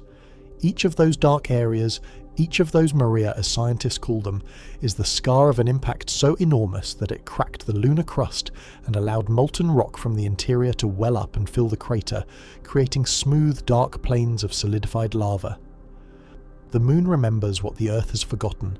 The Moon keeps a record of every blow that the Earth-Moon system suffered during those chaotic times, a record written in craters and basins and the frozen splashes of ancient lava. Earth was struck just as heavily during this period, perhaps more heavily, because Earth is larger and has a stronger gravitational pull to draw in passing debris. But Earth does not remember. Earth heals. The same geological activity that makes our world living and dynamic, the same plate tectonics and erosion and volcanic activity that renew the surface, also erase the evidence of ancient impacts. The craters that would tell the story of the late heavy bombardment have been subducted, eroded, buried, recycled back into the planet's interior. Only a handful of ancient impact structures survive on Earth, ghosts of a violence that shaped our world but left few traces we can read.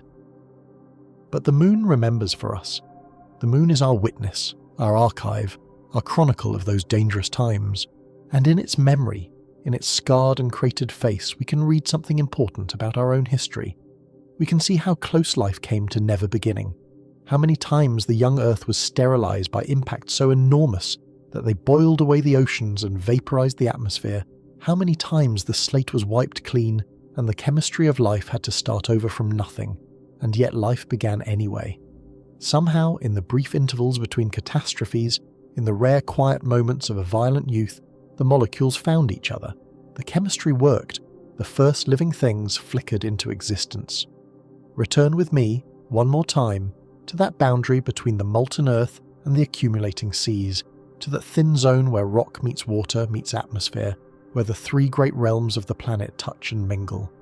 This is where it happens. This is where chemistry becomes biology, where dead matter crosses the threshold into life, where the story of Theia and the impact on the Moon finally becomes our story. We do not know exactly how it happened.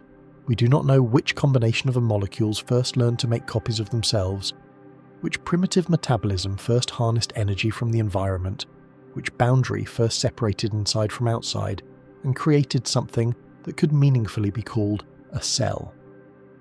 The origin of life remains one of the great unsolved mysteries of science, a puzzle we have been working on for more than a century without finding a definitive answer.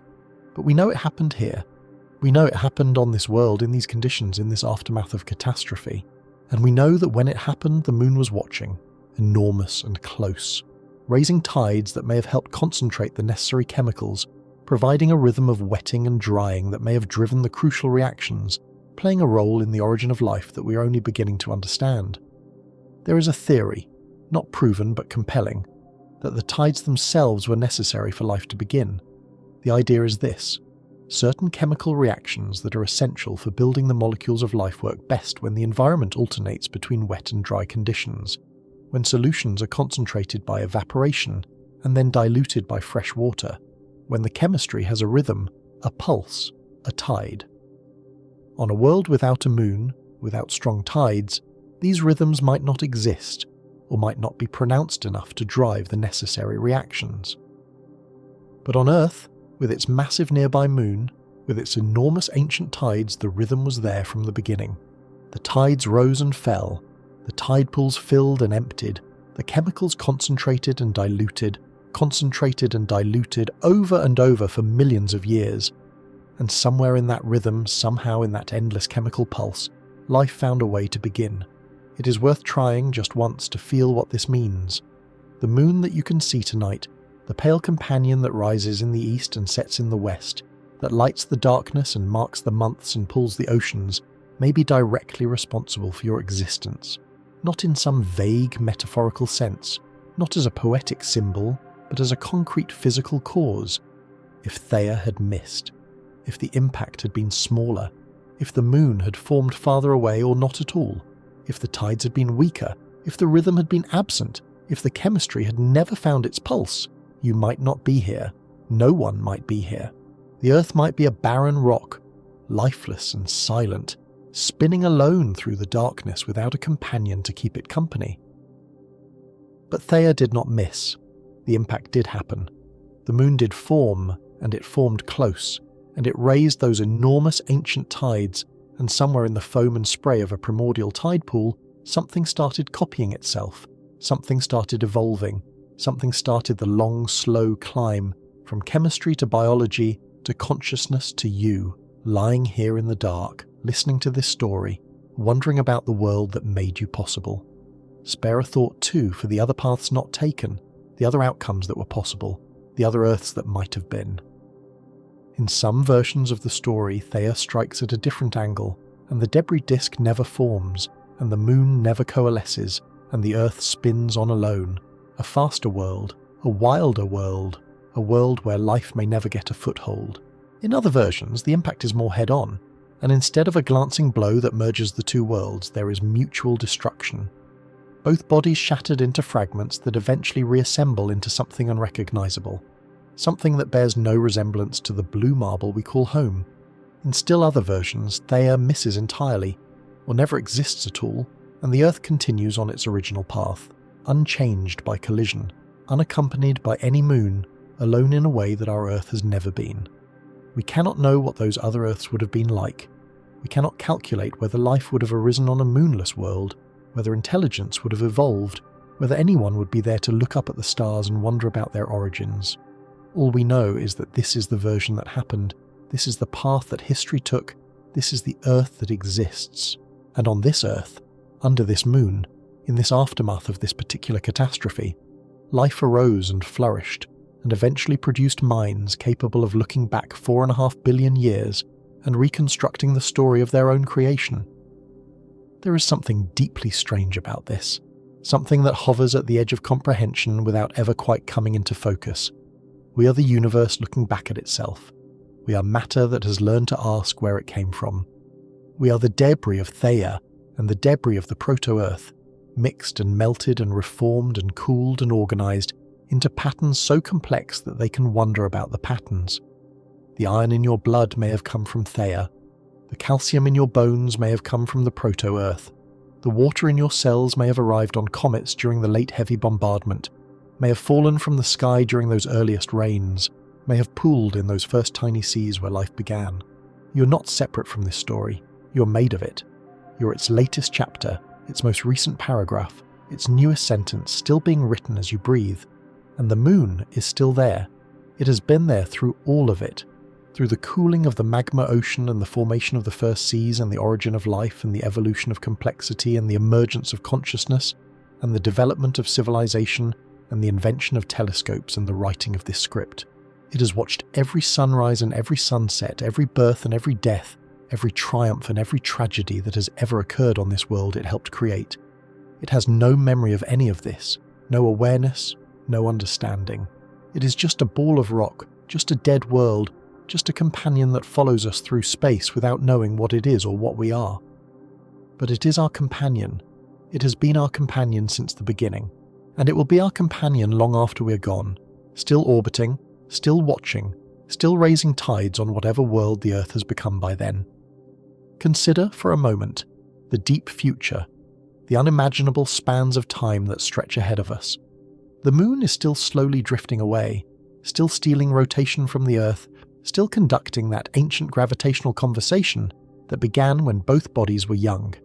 In about 50 billion years, the Moon will have drifted so far away, and the Earth's rotation will have slowed so much that the day and the month will be equal in length. The Earth will be tidally locked to the Moon, showing the same face to its companion forever, just as the Moon already shows the same face to us. They will spin together in perfect synchronization, two old companions who have finally matched their rhythms after eons of adjustment, two ancient dancers who have found their final step. But that future is impossibly remote. The Sun will have died long before then, will have swelled into a red giant and engulfed the inner planets, or pushed them into new orbits, or destroyed them entirely. What happens to the Earth and Moon during the Sun's death is uncertain, depends on factors we cannot calculate with confidence, lies so far ahead that prediction becomes speculation, becomes imagination, becomes dream. We do not need to know. We do not need to worry about it. The future will unfold as it unfolds, shaped by forces we cannot control, following paths we cannot foresee. What matters is now. What matters is tonight. What matters is this moment, this breath, this quiet darkness where you are listening and the Moon is keeping watch. The story of Theia is almost finished now. We have followed it from its birth in the early solar system to its death in the Great Collision, from its transformation into the Moon to the Moon's long, slow shaping of the Earth, from the origin of the tides to the origin of life itself. There is not much more to tell. There are details, of course, endless details that scientists are still working out, questions that remain unanswered, mysteries that may never be solved. But the broad outlines are clear. The story makes sense. The evidence fits together. The Moon is not a stranger that wandered in from the darkness. It is our sibling, our twin, our other half, born from the same catastrophe that shaped us, made of the same stuff that makes us, bound to us by gravity and history and 4.5 billion years of shared existence. And that is perhaps the strangest and most beautiful part of the whole story. We are not alone. We have never been alone. From the very beginning, from the moment of our violent birth, we have had a companion. The Moon does not speak to us, does not know us, does not care about us in any way we could recognize as caring, but it is there. It has always been there. It will always be there, for as long as anything we might recognize as the Earth exists. And in its silent presence, in its faithful orbit, in its unchanging face turned forever toward us, there is a kind of companionship that transcends consciousness, that needs no awareness to be real, that simply is.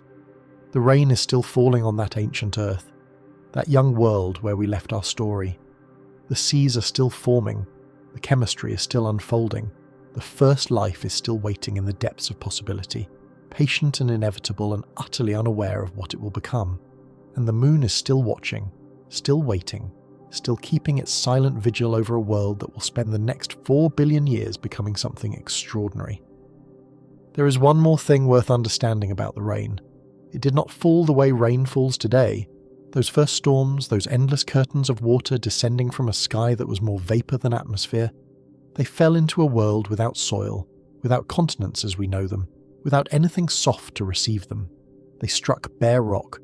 They pooled in basins that had been carved by the same bombardment that created the Moon, craters within craters, impact scars from the final sweeping of the solar system's debris.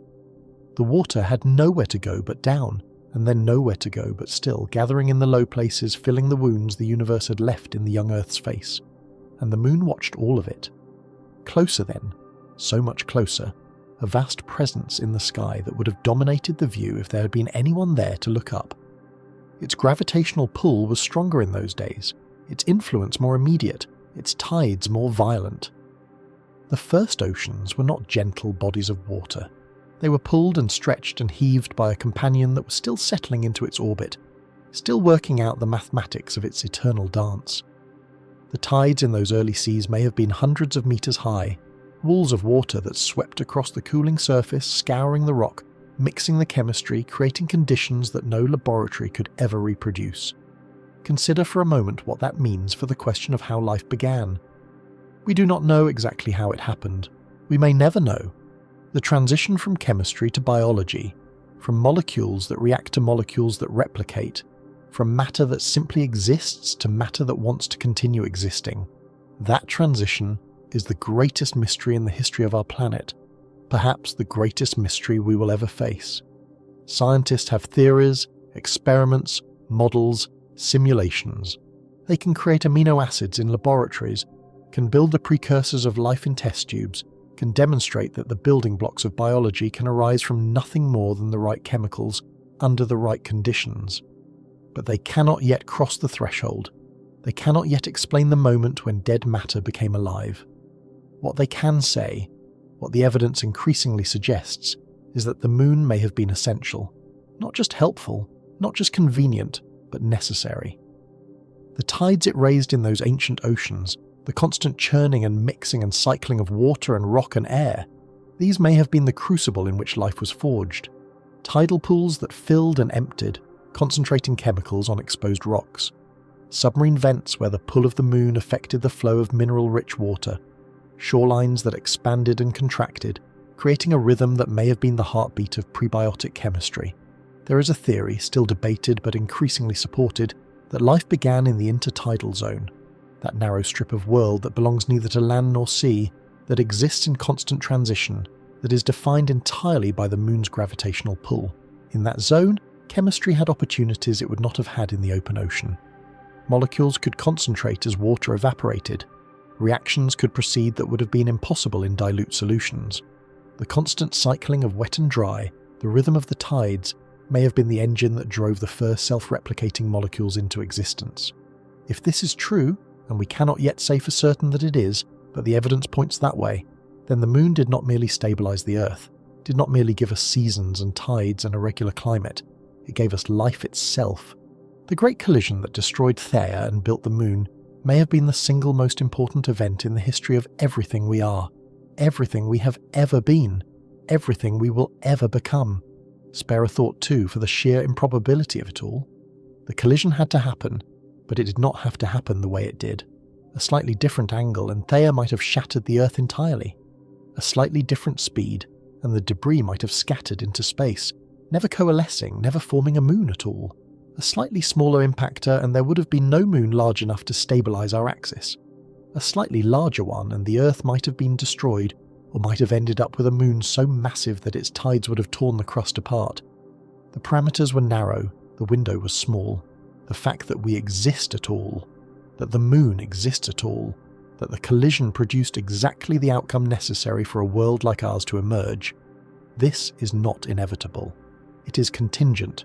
It is lucky, if luck is a word that can apply to planets. And yet, here we are. Here it is. The moon in the sky tonight, the same moon that watched the first rains fall, that raised the first tides, that may have rocked the cradle of life itself. It does not know what it did. It cannot know. It is a world of rock and dust and ancient lava flows, a world that has been geologically dead for billions of years, a world that has no weather, no water, no change. But it did its work. It played its part, and then it simply remained, faithful and patient and utterly indifferent to the drama unfolding on the blue world below. Let us sit for a long moment with the silence that followed. After the Great Collision, after the formation of the moon, after the rain and the tides and the slow emergence of something we might call life, there was a long, long quiet. The solar system settled into its current configuration. The late heavy bombardment tapered off, the rain of asteroids and comets that had pummeled the inner planets for hundreds of millions of years finally coming to an end. The Earth cooled, the moon drifted, the chemistry in the oceans continued its patient work, building complexity one molecule at a time, One generation of almost life giving way to the next, each step so small as to be invisible, the whole process so slow that it would take longer than we can easily comprehend. For at least 1 billion years, perhaps longer, life on Earth was nothing more than single cells, bacteria, archaea, organisms so simple that they barely deserve the name, so microscopic that billions of them could fit in a single drop of water, so quiet in their existence that they left almost no trace in the fossil record. The moon rose and set over an empty world, a world that was teeming with life but that would have looked lifeless to any observer. A world where the most dramatic events were chemical, invisible, playing out in the depths of oceans that had no shores as we would recognize them. And still the moon kept watch, still it raised its tides, still it stabilized the Earth's axis, maintaining the seasons, keeping the climate within the narrow bounds that allowed life to persist. It was not trying to do any of this, it was simply existing, simply orbiting, simply following the laws of physics that had governed its motion since the moment of its birth. But its existence was enough, its presence was sufficient. By being there, by being exactly the size and distance and mass that it was, it created the conditions for everything that would follow. Picture, if you can, the view from the lunar surface during those long empty eons. The Earth would have looked different then. Bluer perhaps, with fewer clouds or maybe more clouds. We cannot say for certain what the atmosphere was like in those early days. There were no continents as we would recognize them, or perhaps there were small ones, protocontinents just beginning to form, tectonic plates just beginning their slow dance across the surface. The sun was slightly dimmer than it is today, about 70% of its current brightness, but the greenhouse effect of the early atmosphere kept the Earth warm enough for liquid water, warm enough for life. From the moon, you would have seen a world that was alive but that showed no signs of life. No lights at night, of course. There would be no lights for another 4 billion years. No green patches of vegetation. Plants would not evolve for billions of years, and even when they did, they would spend most of their history in the oceans. No movement visible from orbit, no cities, no roads, no farms, no ships, nothing but rock and water and clouds and the slow patient chemistry of a world preparing itself for something it could not imagine. And the moon would have looked almost exactly the same then as it does now. Its face was set within a few 100 million years of its formation. The Great Dark Maria, the seas that are not seas, were created by volcanic eruptions that ended billions of years ago. The craters that pepper its surface were carved by impacts that mostly occurred in the first billion years of the solar system's history. Since then, almost nothing has happened on the moon. Almost nothing has changed. It is a museum of the early solar system, a record of conditions that no longer exist anywhere else. A snapshot of a time so remote that the Earth itself has been utterly transformed, while the moon has remained essentially the same. This is perhaps the strangest asymmetry in the entire Earth-Moon system. Two bodies born together, made of the same stuff, bound by the same gravity, and yet one has changed beyond all recognition, while the other has barely changed at all. The Earth has continents that drift and collide and break apart. It has oceans that come and go, ice ages that cover and uncover vast regions, volcanoes that reshape the landscape, life that transforms the atmosphere and paints the land in colours that would be visible from space. It is a world in constant motion, constant flux, constant becoming. The moon is none of these things. The moon simply is. It endures. It persists. It maintains its ancient face while the Earth below goes through transformation after transformation, extinction after extinction, age after age after age. There is a smaller, quieter story woven through all of this, and it is the story of memory. The moon remembers things the Earth has forgotten. It carries in its rocks and its craters a record of the early solar system that has been erased from our own world by the constant churning of plate tectonics, by the erosion of wind and water, by the recycling of crust into mantle and back again. When we go to the moon, when we bring back samples, when we study the ancient basalts and the impact-melted glasses and the dust that has accumulated over billions of years, we are reading a history that exists nowhere else. We are recovering memories that our own planet has lost, and among those memories, faint but recoverable, are traces of Theia itself. The lost world lives on in the moon's interior, in the isotopic signatures that scientists measure in lunar samples, in the subtle variations that tell us where the moon's material came from, and how it was mixed and melted and formed. Theia is not entirely gone. It was transformed, yes, destroyed as a separate entity, yes, but its substance persists. Every time we look at the moon, we are looking at Theia's grave and Theia's monument all at once. It is worth trying, just once, to feel what that means. You're made of atoms that were forged in stars that died before the sun was born. That much you may already know, but you're also made of atoms that were once part of a world called Theia, a world that no longer exists, a world that gave its existence so that the moon could be born. The calcium in your bones, the iron in your blood, the carbon in every cell of your body, some fraction of these came from Theia, when that ancient world struck the Earth. When the two bodies merged and mixed and reformed, the material that became you was part of that process. You carry Theia within you. You are, in some small but real sense, a child of the lost world. And this is not poetry. This is not metaphor. This is simply what the evidence shows. The mixing was thorough enough that Earth and Moon are almost indistinguishable in their isotopic composition, which means the mixing was thorough enough that you and the Moon share common ancestry. You are related to the Moon in a way that you're not related to Mars or Venus or any other world in the solar system. It is your sibling. You grew up together. You have been together since the beginning. Return with me, one more time, to the night sky.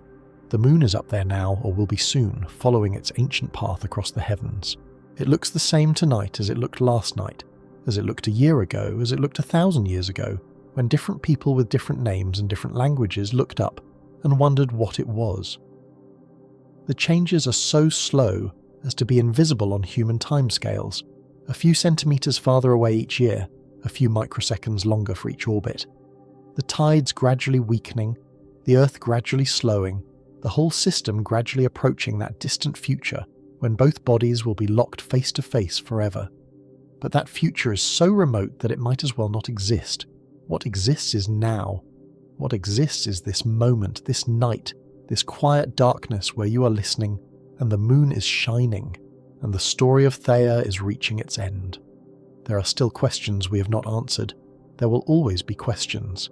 The giant impact hypothesis is our best explanation for the moon's origin, but it is not complete, not final, not the last word. Scientists are still refining the models, still analysing the samples, still looking for evidence that might confirm or challenge or complicate the story. There may be surprises waiting. There may be discoveries that change our understanding. Science does not end, it continues, generation after generation, each answer leading to new questions, each solved mystery revealing deeper mysteries beneath. But the broad outlines are unlikely to change. Something struck the Earth 4.5 billion years ago. Something big, something violent, something that transformed both bodies forever. The debris from that collision coalesced into the moon. The moon has been with us ever since, shaping our world, stabilizing our climate, raising our tides, and perhaps, making life itself possible. And we cannot leave this story without acknowledging the final irony, the quiet twist that sits at the heart of everything we have discussed tonight. We would not be here to tell this story if Theia had not been destroyed. We would not exist to mourn the lost world because the lost world's death was necessary for our existence. Every human being who has ever lived, every thought that has ever been thought, every word that has ever been spoken, every love and every loss and every moment of beauty and terror and joy, all of it exists because Theia died. All of it is the consequence of that ancient catastrophe. We are the children of destruction. We are the heirs of violence. We are what happens when worlds collide and something new emerges from the wreckage. This is not a tragedy. It is not a triumph. It is simply what happened. The universe does not arrange itself for our benefit or our harm. It simply unfolds, following the laws that govern matter and energy and time, and we are part of that unfolding, products of it, participants in it, witnesses to it for as long as we last. And we will not last forever. Nothing does. The Earth will change, the sun will die, the solar system will be transformed beyond recognition, and eventually even the stars will go out and the universe will grow cold and dark and still. But that is so far in the future that it might as well be never. What matters is now. What matters is tonight. What matters is this moment, this breath, this quiet darkness where you are resting, and the moon is keeping watch, and the story of Theia is almost told. Let the moon watch over you tonight. Let its ancient light fall on your closed eyes. Let its gravitational pull, so gentle now, so faint, continue its eternal conversation with the Earth beneath you. You are part of this system. You belong to it. You are made of the same stuff as the moon, forged in the same fires, bound by the same forces. And in the morning, when you wake, the moon may still be visible in the pale sky, or it may have set, or it may be hidden by clouds. It does not matter. It will be back. It has always come back. For 4.5 billion years it has risen and set, waxed and waned, kept its faithful orbit around a world that has changed beyond all recognition, while the moon itself has remained almost the same. And that faithfulness is perhaps the most remarkable thing of all. The moon does not know it is faithful. It cannot know. It is a sphere of rock and dust and ancient memory, following the path that physics carved for it billions of years before anything on Earth had eyes to see it or minds to wonder at it. But faithfulness does not require intention. It only requires presence. It only requires returning, again and again, to the same place, the same relationship, the same quiet companionship that began before time itself had any meaning for the world below. Consider for a moment what it would mean to lose the moon. Not gradually, not over millions of years as it slowly spirals away from us, which it is doing, so slowly that the change is measured in centimeters per year. But suddenly, all at once, in a single, catastrophic instant, the Earth would survive. Life might even survive in some diminished and altered form. But the world we know, the world that shaped us, the world that gave rise to human consciousness and human civilization and human dreams, that world would end. The tides would flatten to almost nothing, driven only by the distant sun. The Earth's axial tilt would begin to wander, swinging wildly over millions of years, plunging the planet into climate chaos that would make our current concerns seem trivial. The nights would grow darker, so much darker, without that reflected light to guide us. And something else would be lost, something harder to measure but no less real. The sense that we are not alone in the sky, that we have a companion, that there is another world close enough to touch with light, and yet forever beyond our reach. We did reach it, of course. For a brief moment in our history, we sent our own kind to walk upon its surface, to leave footprints in the dust that will last for millions of years, to plant flags and gather rocks and look back at the Earth hanging in the lunar sky like a blue marble suspended in infinite blackness. 12 human beings have stood on the moon. 12 out of all the billions who have ever lived. They saw with their own eyes what Theia's death created.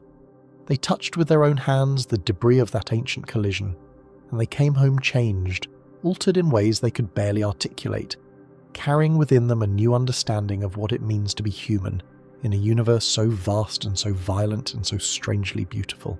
It is worth pausing on the footprints they left behind.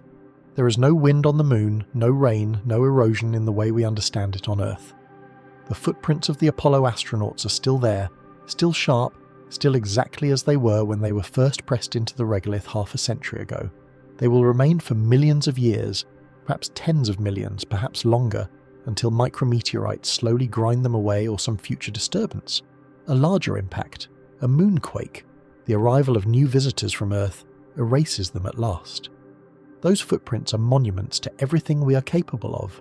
Our curiosity, our courage, our determination to reach beyond ourselves, our willingness to risk everything for the chance to know something new. They're also monuments to our smallness. 12 people, on a world the size of a small continent, in a universe containing more stars than all the grains of sand on all the beaches of the Earth. And yet we went. And yet we tried. And yet, for a few brief hours scattered across a few brief years, we were there, standing on the surface of another world, looking up at the planet where everyone we had ever known, everyone who had ever lived, was waiting for us to return. Spare a thought, too, for the lunar samples they brought back. More than 800 pounds of moon rock, carefully collected and sealed and transported across the void, now stored in facilities on Earth, where scientists continue to study them, decade after decade, finding new secrets in ancient stone. Every analysis of those samples confirms the story we have been telling tonight. The Moon and the Earth share the same isotopic signatures, the same fingerprints, the same deep kinship that can only be explained by a common origin. The Moon is not a stranger that wandered in from the outer reaches of the solar system and was captured by Earth's gravity. It is not a sibling that formed alongside the Earth from the same primordial dust. It is something more intimate than either of those possibilities. It is a child of collision, born from the mingled substance of two worlds, carrying within its ancient rocks the memory of the day when everything changed. And there is one more thing worth understanding about those samples, something that speaks to the nature of scientific inquiry itself. When the Apollo astronauts collected their rocks, the scientists who studied them were looking for answers to specific questions. They were testing specific hypotheses, gathering specific data, trying to solve the specific puzzle of lunar origins, but they could not anticipate all the questions that future generations would want to ask. They did not know what instruments would be invented, what techniques would be developed, what new mysteries would emerge from the answers they found. So they kept some of the samples sealed, untouched, waiting for a future when better tools and sharper minds might extract secrets that the original investigators could not even imagine. Some of those sealed samples have been opened in recent years. Others remain closed, preserved for scientists not yet born, for questions not yet asked, for discoveries not yet dreamed. This is an act of faith, a gift across time, a recognition that we are not the end of the story, but only a chapter in a much longer narrative. The scientists who sealed those samples in the 1970s understood something profound about the nature of knowledge, that it grows, that it deepens, that every generation sees further than the one before precisely because it stands on the shoulders of those who came before. They trusted that the future would be curious. They trusted that the future would be capable. They trusted that the future would care enough to keep asking questions, keep seeking answers, keep reaching toward the truth. Return with me, one more time, to the moment of the collision itself. We have circled around it all night, approaching from different angles, trying to see it clearly, trying to understand what it meant and what it made. But perhaps the most important thing about that moment is not what happened, but what it made possible. In the violence of the impact, in the chaos of vaporized rock and superheated plasma and debris spinning into space, something new was created. Not just the Moon. Something larger, something more consequential, something that would eventually lead, through a chain of causation stretching across 4.5 billion years, to this very moment, to you, lying in the darkness, listening to these words, thinking thoughts that no mind in the universe had ever thought before. You are the consequence of that collision. Not metaphorically, not poetically, but literally, physically, chemically. The atoms in your body were forged in ancient stars and scattered across space, and gathered into the cloud of dust that became the solar system. Some of those atoms ended up in the Earth. Some ended up in Theia. And when Theia struck the Earth, all of those atoms were mixed together, recombined, reprocessed, and eventually incorporated into the new configuration of Earth and Moon that emerged from the debris. The iron in your blood, the calcium in your bones, the carbon in your cells, all of it passed through that crucible, was touched by that fire, was shaped by that catastrophe. You are made of Theia. You are made of the world that died so that you could live. There is no way to feel this directly. The connection is too remote, too abstract, too far removed from the immediate experience of being alive. But perhaps, if you are still awake, you can hold the idea in your mind for a moment. Turn it over. Let it settle into you like a stone sinking into deep water. You're not separate from the universe. You're not an observer looking at the cosmos from the outside. You are the cosmos, a part of it, a product of it, a brief and beautiful expression of what matter and energy can become when enough time passes, and enough chances are taken, and enough collisions occur. The universe is looking at itself through your eyes. The Moon is being wondered at by a mind made of the same stuff as the Moon. The story of Theia is being told by a storyteller who would not exist if Theia had never been. Let us sit for a long moment with the silence that followed the collision. After the violence, after the fire, after the debris settled into its new orbits and the Earth and Moon began their long dance around each other, there was silence. No life to break it, no wind to fill it. Just the cold void of space and two wounded worlds slowly cooling, slowly healing, slowly becoming what they would eventually be. That silence lasted for hundreds of millions of years. The Earth's surface was molten, then solid, then molten again, as the late heavy bombardment pummeled it with asteroids and comets. The moon hung in the sky, so much closer then, so much larger, filling the heavens with its pale light, raising tides in rock as it would later raise tides in water, and slowly, gradually, something began to change. Life appeared. We do not know exactly when or exactly how. We do not know if it arose once or many times, if it was inevitable or fantastically improbable, if it happened here first or arrived on a comet or a meteorite from somewhere else. But it appeared somehow in the young oceans of the battered Earth, tiny and fragile and utterly unlike anything that had ever existed before. It spread, it diversified, it filled every niche and exploited every opportunity and became, over billions of years, the riot of complexity that we call the biosphere. And through all of that time, the moon kept watch. The moon stabilized the Earth's tilt and moderated its climate and raised and lowered the tides that may have been crucial for life's earliest evolution. The moon was not alive, but it made life possible. The moon was not conscious, but it helped create the conditions for consciousness. The moon was Theia's gift to the future, a legacy of destruction transformed into a foundation for creation. Picture, if you can, the view from space. The Earth and Moon, spinning together through the darkness, held in each other's gravitational embrace, two worlds that were once one world, two bodies that share a common origin and a common destiny. From far enough away, they would look like a single system, a binary planet, inseparable and complete. And in a sense, that is exactly what they are. The Earth without the Moon would be a different place.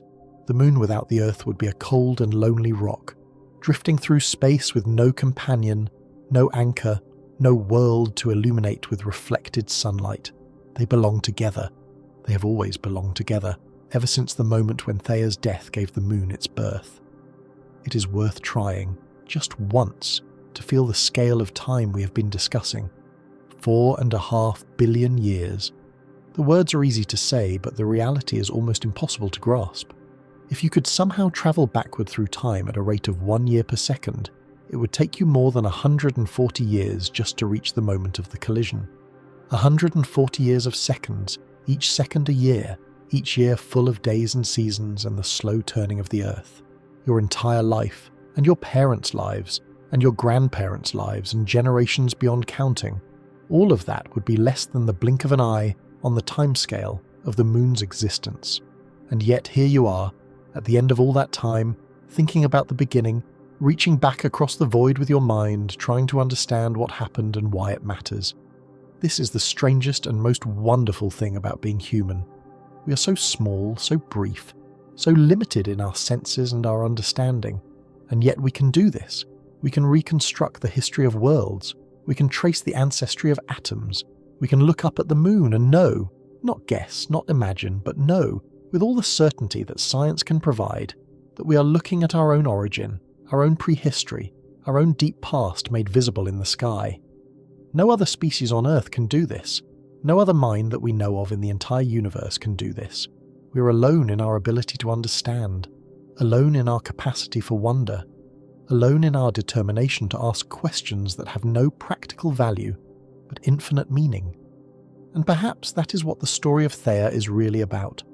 Not the collision itself, not the formation of the moon, not the intricate physics of giant impacts and magma oceans and isotopic signatures. Perhaps it is about us, about what we are, about what we are capable of, about the strange and beautiful fact that the universe has produced beings who can look back across billions of years and piece together the story of their own creation. We are the universe's way of knowing itself. We are matter that has learned to wonder at matter. We are stardust that has learned to tell stories about stars.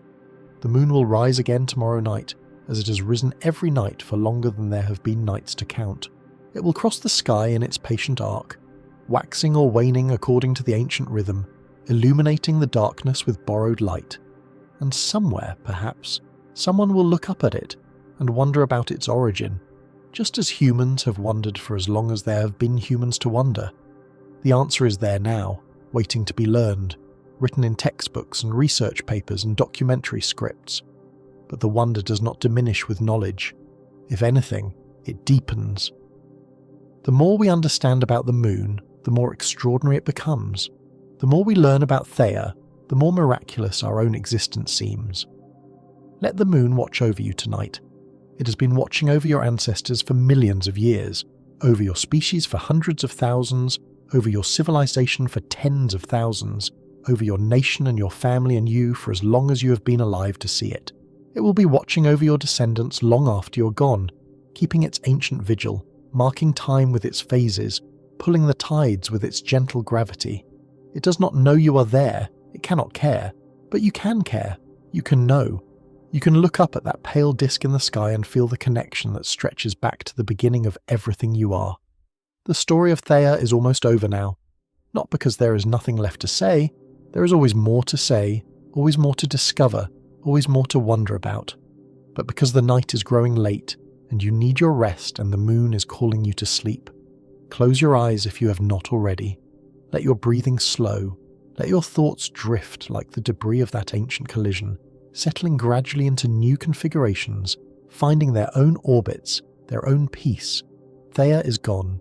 It has been gone for 4.5 billion years, but it is also here, in every rock and every ocean and every living thing, in the moon that lights your night, and the earth that holds you safe.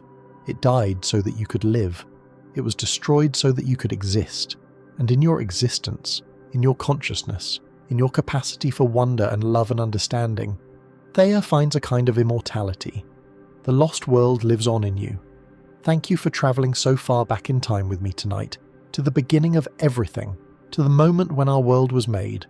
The moon is still out there, still keeping watch, still carrying the memory of that ancient day when fire fell from the sky and two worlds became one. Sleep well. Dream of distant collisions and ancient seas and the slow, patient work of time. And when you wake, remember this. You are the universe looking at itself, wondering at itself, telling stories to itself about how it all began. Take good care of one another, and good night.